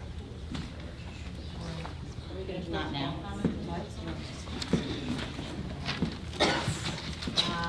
That's fine. Dr. Holden, since there is a representative from, I'm going to defer to her at this time to respond to your inquiry about the process. So you had submitted an email, as my understanding, asking or providing a couple of cases saying that the process to fill that appointment was improper based upon the case law you provided. But the case law you provided regarded elections and not filling vacancies on the board, so those processes are different. I think there was some information shared with the community, and some members of the public had made it, that there was opinion given of the validity of that process. And in fact, it was the Department of Education, it was the Executive County Superintendent, and it was the New Jersey School Board Association that notified and gave confirmation to the board that the process they undertook was correct. After the fact, we were consulted and we agreed with that process. But to say that somehow this was guided by legal is just inaccurate. We have state agencies who control, in addition to the statute that controls the process, confirms the propriety of the action that took place. So I wanted to clarify that the references you provided were an opposite to the situation at hand. Actually, the one was exactly Mr. Holden, this. it's The not one was back and exactly it's the not a- situation. it's not Sir, back and forth. Sir, there's no back and forth, but just to clarify and respond, it was not. If you have further, I'm sorry, Oh, go ahead. if you have further questions regarding that, Dr. Holden, you can certainly send a response or another email or follow up. To what I said. So it's not our business to provide legal advice to the public. I just wanted to give you clarity since you asked for some sort of response to the email you provided. But you are certainly able to send an email to the board president explaining why you think that case is the same. But I'm not going to issue a legal opinion to you. Okay, I'll offer it, that's fine. You are not entitled to a legal opinion from Oprah, but fine, okay. Okay.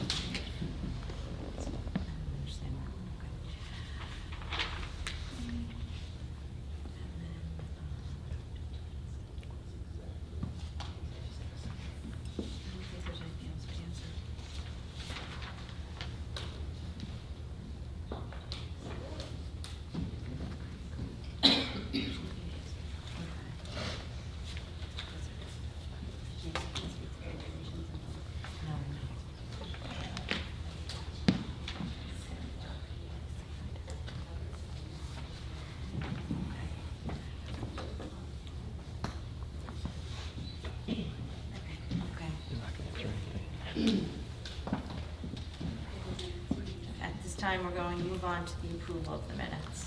All right, approval of the minutes for the regular meeting, November 15th, executive session meeting, November 15th, special meeting, December 6th, and special executive session on December 6th.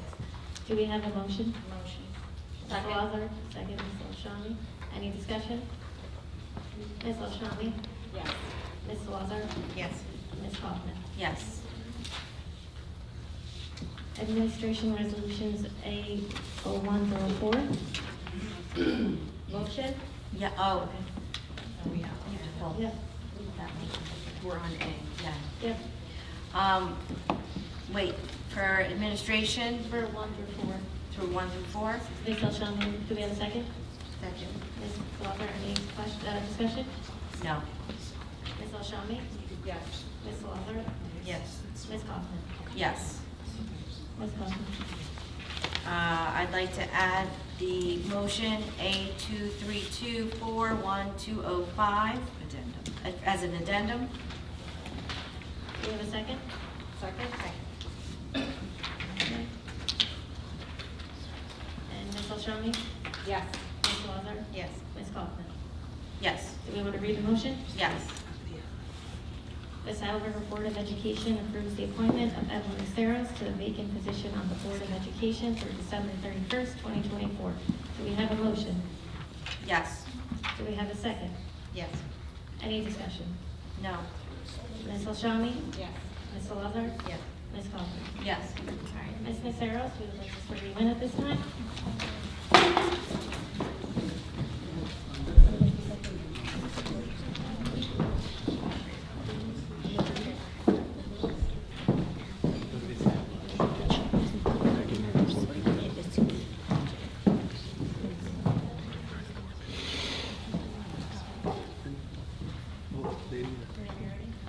Evelyn Nissirios. I, Evelyn Nissirios, do solemnly swear that I possess the qualifications prescribed by the law for the office of member of the Board of Education, and that I will faithfully, justly, and impartially perform all the duties of that office according to the best of my ability. Further, I solemnly swear that I am not disqualified as a voter, nor disqualified as a Board of Education member, due to a conviction of a crime or offense listed in NJSA 18A:12. Due to a conviction of a crime or offense listed in NJSA 18A:12-1. I will support the Constitution of the United States. I will support the Constitution of the United States And the Constitution of the State of New Jersey. and the Constitution of the State of New Jersey. And that I will bear true faith and allegiance to the same. And that I will bear true faith and allegiance to the same. And to the government established in the United States. And to the government established in the United States. And this state under the authority of the people, so help me God. And this state under the authority of the people, so help me God.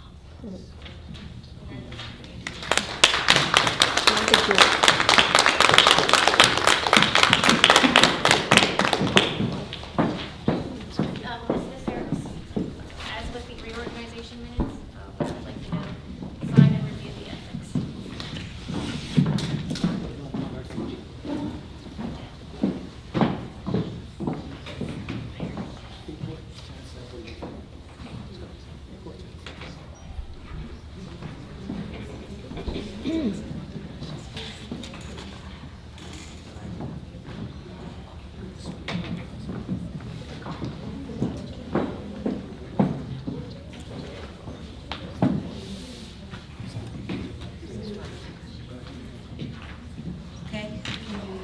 human resources now, please. HR resolutions 1 through 5. Motion. Do we have a second? Oh. Ms. Salazar, any discussion? Ms. Alshami? Yes. Ms. Nissirios? Abstain. Ms. Salazar? Yes. Ms. Kaufman? Yes. Education resolutions E01 through 03. For just so the board knows, I'd like to take away the fourth one, the Region 5. They're out of our region. They will be accepting us in the 24-25. They're not permitted to accept mid-year. So that will go on to our May agenda for 24-25. So please remove that number 4 resolution. Do we have a motion to remove? We don't need a motion. She has the right to call. Perfect. All right, a motion for resolutions E01 through 03. Motion. Ms. Salazar, do we have a second? Second. Ms. Kaufman, any discussion? No. Okay. Ms. I Rashadi? can't, I'm having difficulty hearing. So, For the public? Perhaps? yeah, go ahead. Okay. Please be respectful of the board while we go through our agenda. Ms. Alshami? Yes. Ms. Nissirios? Abstain. Ms. Salazar? Yes. Ms. Kaufman? Yes. Finance resolutions 01 through 07. Motion. Ms. If we can have all conversations in the hallway if possible, Yeah. please. I am sorry, I do have severe hearing loss. That's why Caitlin uses a microphone, so if there is other background noise, I apologize. I really cannot hear. And we had a motion for Ms. Salazar. Do we have a second? I'm sorry, I lost, this was for finance? Yeah, 1 through 7. Okay. Yes. Any discussion? Ms. Alshami? Yes. Ms. Nissirios? Abstain. Ms. Salazar? Yes. Ms. Kaufman? Yes. I have a motion for an addendum. Motion F23241-208. Do we have a second? Second. All right. Be it resolved that upon the recommendation of the superintendent, the Saddle River Board of Education accepts the donations from the Waddell School Education Foundation for flexible seating chairs and for the amount of $2,992.75. This is for grades 3 through 5. And yoga for the pilot program for the tentative upper grades with a cost to be determined. Do we have a motion? Motion. Okay, Second. Mrs. Salazar, any discussion? Yes, just to thank the foundation for their generosity. Okay, Ms. Alshami? Yes. Ms. Nissirios? Yes. Ms. Salazar? Yes. Ms. Kaufman? Yes. Thank you.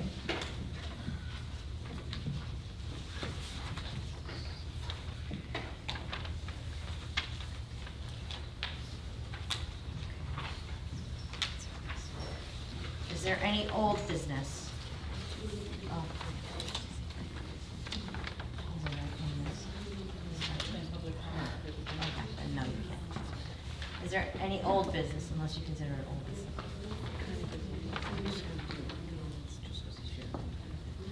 Okay, so then. I forgot to mention under my comments, but for old business, I just wanted to thank Ramsey Board of Education and specifically Dr. Matteo. We were short-staffed for a nurse, and they graciously, we have a resolution that we can share nurses, so they had a substitute that day, so they sent their substitute nurse over. If anyone knows that school nurses are very hard to find, so Ramsey has always been so wonderful for us that we help each other out, so they really helped us, and I just wanted to recognize their generosity. Is there any new business? Okay. Are there any questions or comments from the public on other items, non-agenda items?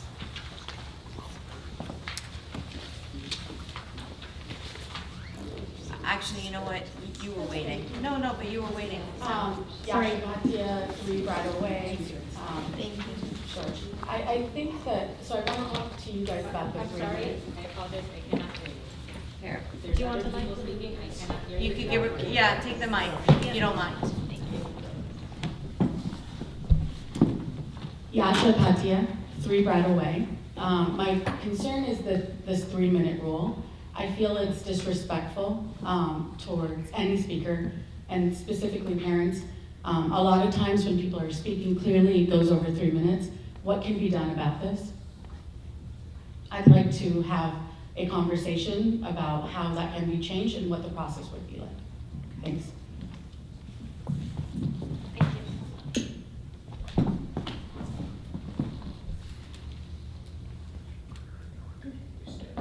Anyone else?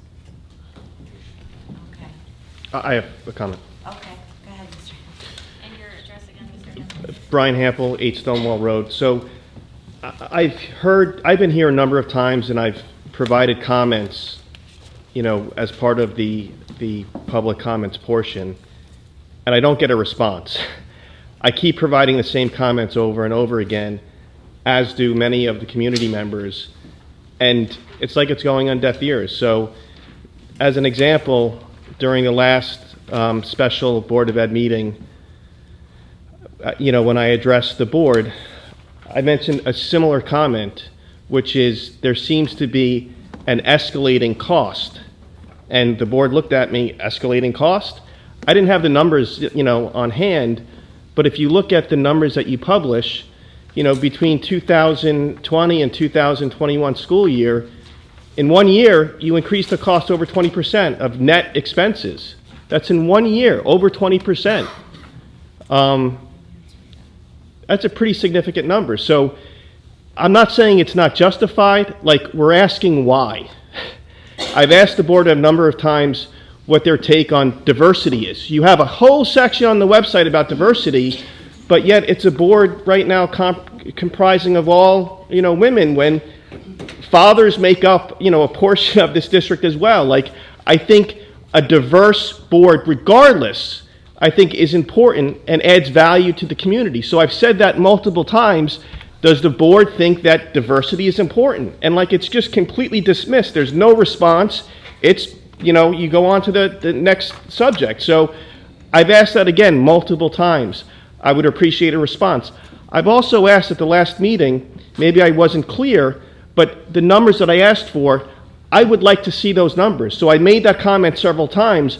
I don't know if you're willing to provide it or not, because you just look at me and you move on. So the numbers with respect to the testing, are you willing to provide those raw numbers? Because I think that would provide insight to at least what I'm looking for, because that's how the state quotes out the numbers. So, I don't know if you're open to that, if you're not open to that, but it would save time for me and all the community members if you're just willing to say, share your opinion, and if you're going to provide that transparency or not. Thank you.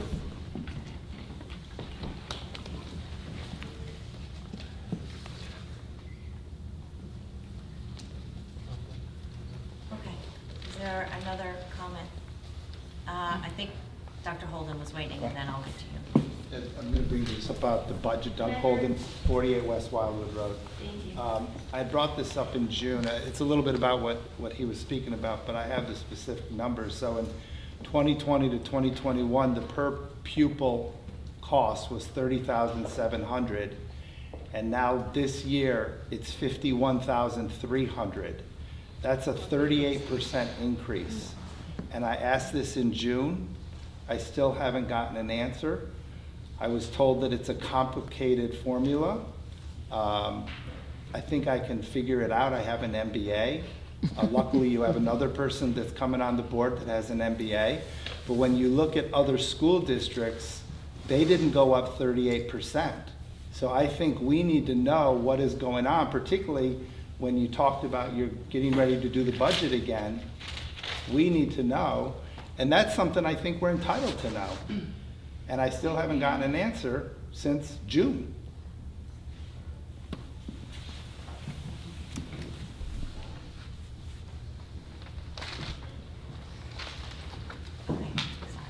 John Kurpis, 12 East Allendale Road. So my question is more like just asking for clarification, and I really don't care what the answer is. I'm just literally trying to find clarification.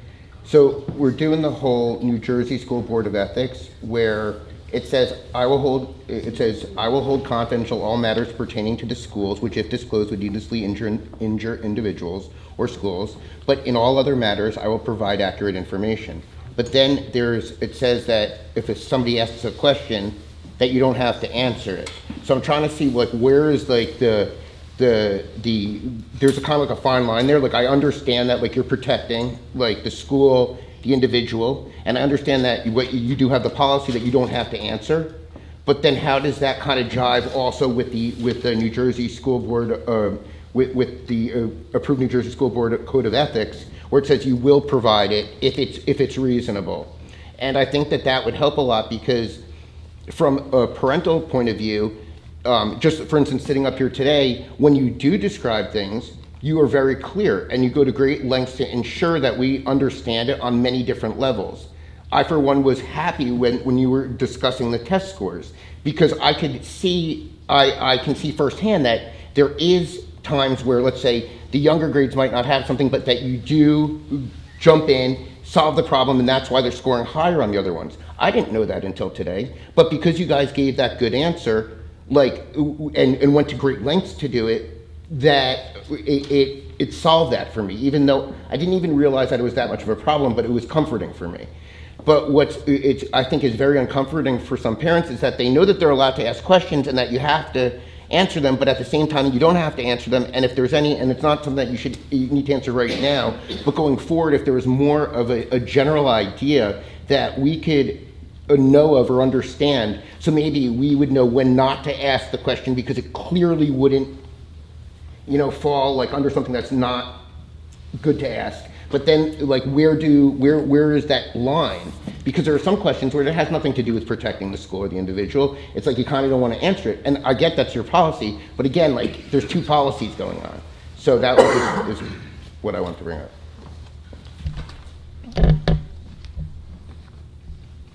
Yes. Dinesh Khosla again. I have a request. Looking at Thank you. Your address. Your address one more time. 49 Old Woods Road, Saddle River. Thank you. I have a request that what is the process of selecting the law firms that you work with? Number two, what is the cost that you incur for lawyers on a yearly basis? This is part of the understanding of the budget. Okay. Thank you.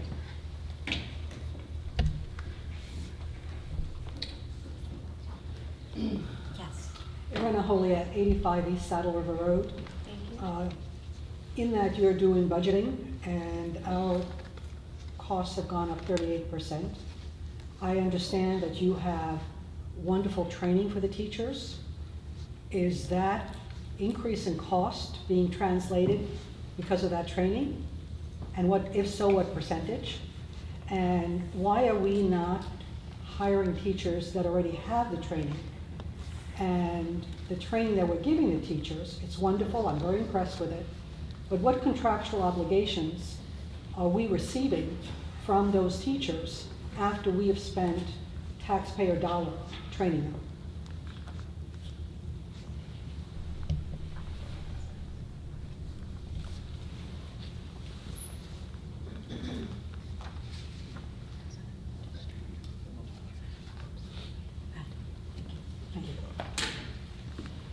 Yes.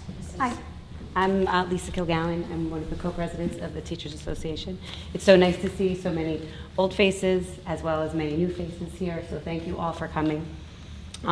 We don't always see this many people at meetings, so it is very nice. Usually it's them and two of us here taking notes, and maybe a couple of casual people who have come to attend.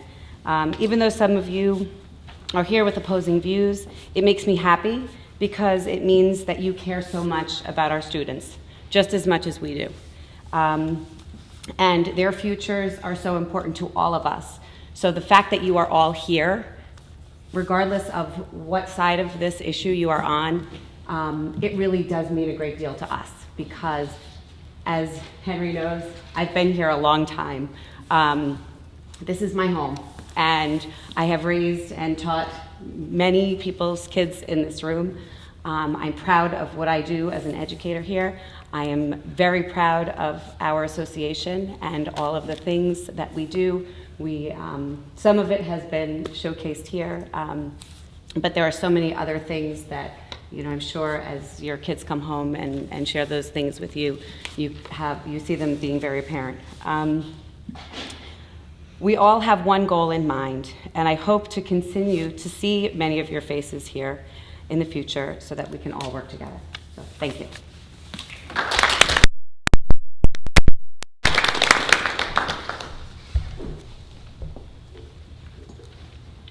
Yes, Mrs.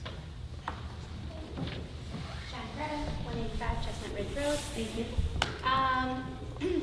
I just wanted to say that last week, at the end of last week, I wrote Dr. Sonati an email, and I just wanted to speak about that again as a concerned parent. It's very upsetting to me when my kids come home from school and they're expressing sadness that they didn't get their specials that day because there was no substitute. And I know that we spoke about this in email, but I think it's important for the public to hear and for the board to hear my concerns. As a parent, it's very upsetting. Those are state requirements for the kids, and it's not only a requirement in school, but it's also really important for the wellness of the child as well. It's their time to decompress, especially from learning in the classroom all day. It's their outlet, whether it's gym, art, music, along those lines. So I'm always going to be an advocate for my child. That's something they look forward to, and quite frankly, it's really tiring to constantly hear that we're a small district. We're a small district, yes, but it doesn't mean that we should do without.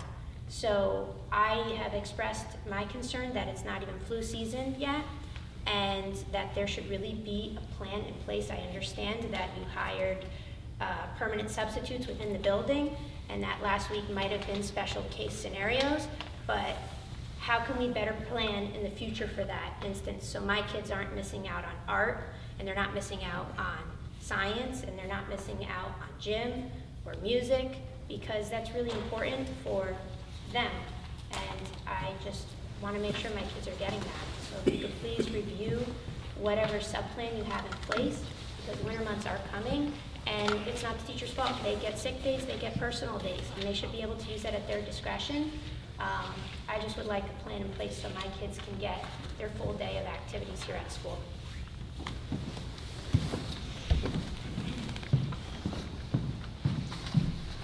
Is there any other comments? Is there anyone else? Before you go, is there anyone else that wants to speak besides Mr. Hamel? Yes. Pooja Kumar, 129 East Allendale Road. Thank you. Two things. One, could we have Zoom meetings so more people can attend these meetings and more people can be aware and educated about what's happening? Because it's not easy for everyone to come at 8:30, 7:30, 8:30 and stay here till almost 10 o'clock for this.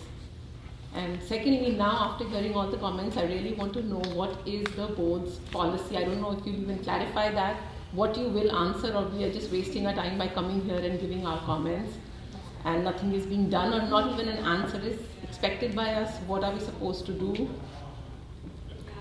Are we just wasting our time coming here, or is there going to be any response from you guys? Okay. Thank you.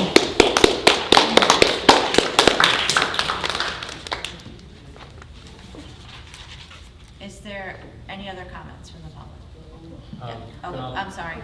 There was someone behind you. Evelyn Nissirios from 18 Farm House, SaddleRiver. Thank you. Just a quick question: when we provide information, comparing. Can you speak up? Yeah, when we provide information. Oh, no, I'm okay. When we provide information, comparing different districts, our district with other districts, is it possible to also to include the number of students that are included when comparing to? Because a number of 20 students comparing to 800 students is different, and if somebody doesn't do well, then it will enforce those numbers. So it makes sense, even for the amount per capita, it does make sense to know. So if we can include that when we compare districts, it makes more sense.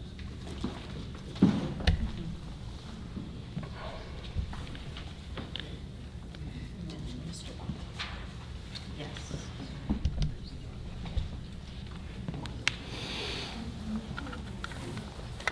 Yeah, Kunal Bhatia, 3 Bridal Way. Thank you. Again, want to echo Pooja's comments. I mean, this is my first board meeting.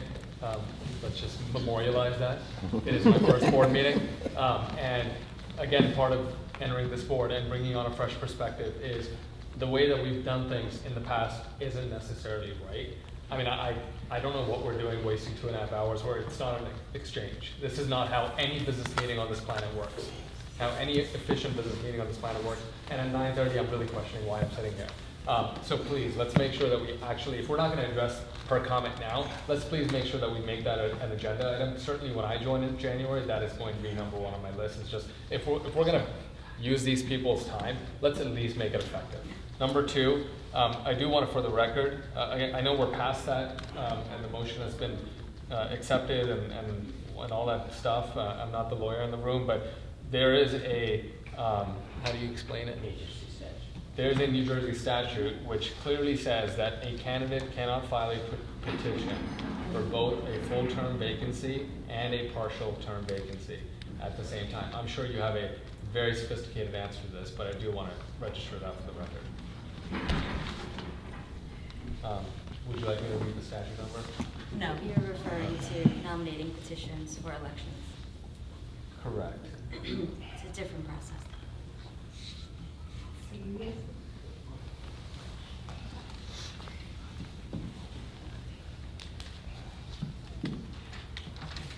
Is there another question or comment from the public? Oh, sorry, Mr. Hample. Brian Hampley at Stonewall Road. So a number of times, we've asked, is this correct? And, the board has responded, what they've done is proper with respect to filling this board seat. And again, it was stated tonight by your counsel that you went back to the New Jersey Board of Ed and they confirmed everything is correct. That may in fact be the case, but you don't provide that transparency. So, I, Dr. Holden, there are a number of others here that have that very same question. Rather than wasting tax dollars and filing like Oprah requests, getting your lawyer involved, you have legal counsel here today.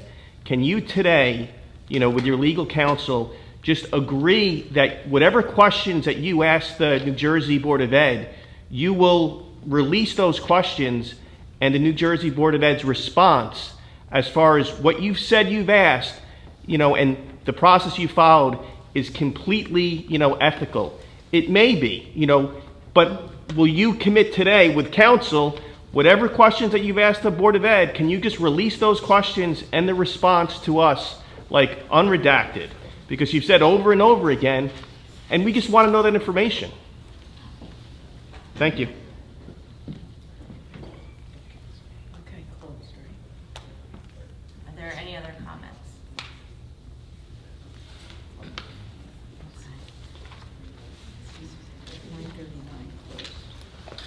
Ms. Hoffman, are we still? We're going to close. Okay, thank you. I'd like to have a lot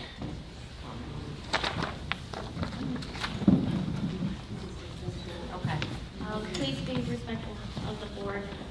Okay, so Dr. Snoddy, do you want to answer? Yes, I'll go in order. I won't talk about Mrs. Bhatia's comment. That is placed in policy, and we can talk on a side for that. Number 2, Mr. Hample, about escalating costs. When you left the public board meeting on the 6th, I had said to you, please show me the document. And again, this isn't a back and forth.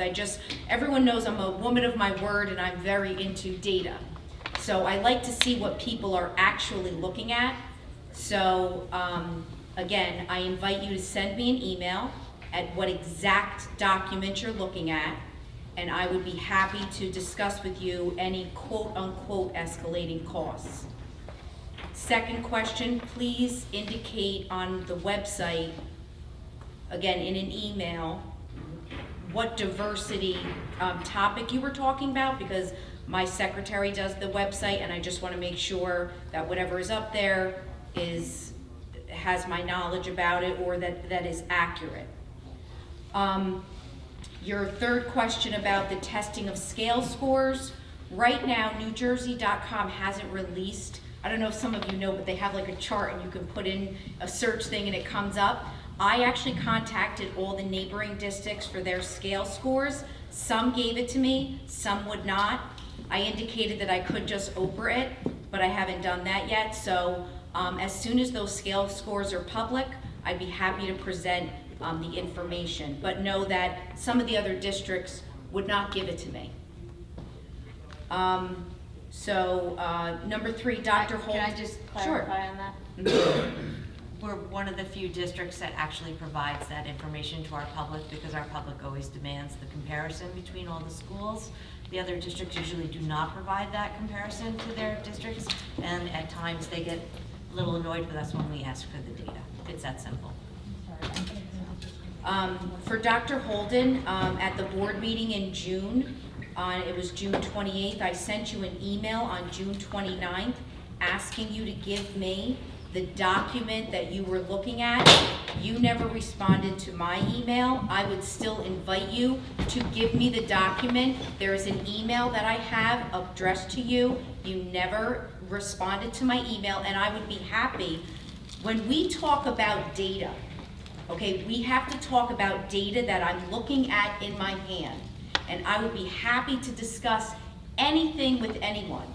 So the alleged narrative of pupil costs going up or 38%, I have not seen any data that narrative is relating to. I'm not saying it doesn't exist. I'm not saying it isn't true. I'm saying that as the superintendent of schools, 27-year educator, 9 as a superintendent, I just want to see what people are looking at, and I'd be happy to have a meeting. I'd be happy to present it at a board meeting. I need to see what people are looking at. Additionally, a snapshot could be in a budget year of 23-24, but then after, there's an actual. So sometimes we have budget numbers that are projections, and then actuals don't come out until the year or 2 after. So again, if anyone's gonna say a number or a document, please just ask, please email me that document so I could speak to you and answer your questions. Please be respectful. For Mr. Kurpis's question, so there's sometimes confidentiality issues that the board is not permitted to answer, but I understand the question. Prior to my arrival here, the engagement of the board Q&A and the board public comment was a Q&A, and that is completely not aligned to New Jersey school boards, similar to what was talked about at a board meeting. And I know it's strange, but there are a lot of strange things in public education. Public education boards of ed have to have a controlled question and answer. And again, there are some boards that do not follow that. But when I first got on the board, that board was very adamant of following proper procedure. So the proper procedure is open public comment, let everyone speak. The board and myself make comments about what we can and cannot answer. And a lot of things that come through me with data and stuff, I always follow up with an email asking, we talked about something last night, what were you looking at? And then I usually invite the parent or resident in to talk further about it, because we can talk more freely than in a public session. Just get my place.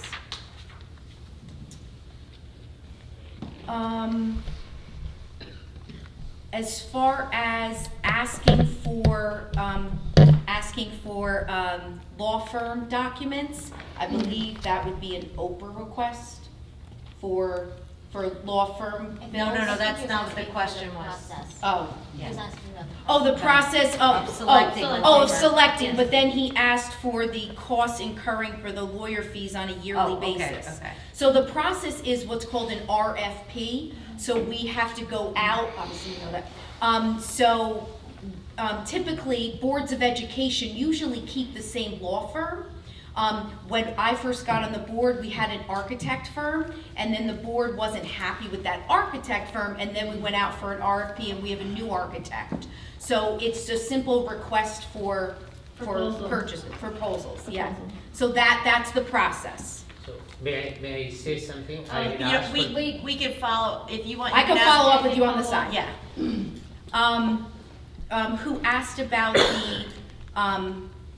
the hiring of teachers with training. If you know anything about job training with school teaching, you learn really on the job, and even then you never stop learning. So just because you have 25 years, even me, 27 years experience as an educator, as I said, I used to be a high school math teacher, you never stop learning. So the pendulum in education always swings left and it swings right.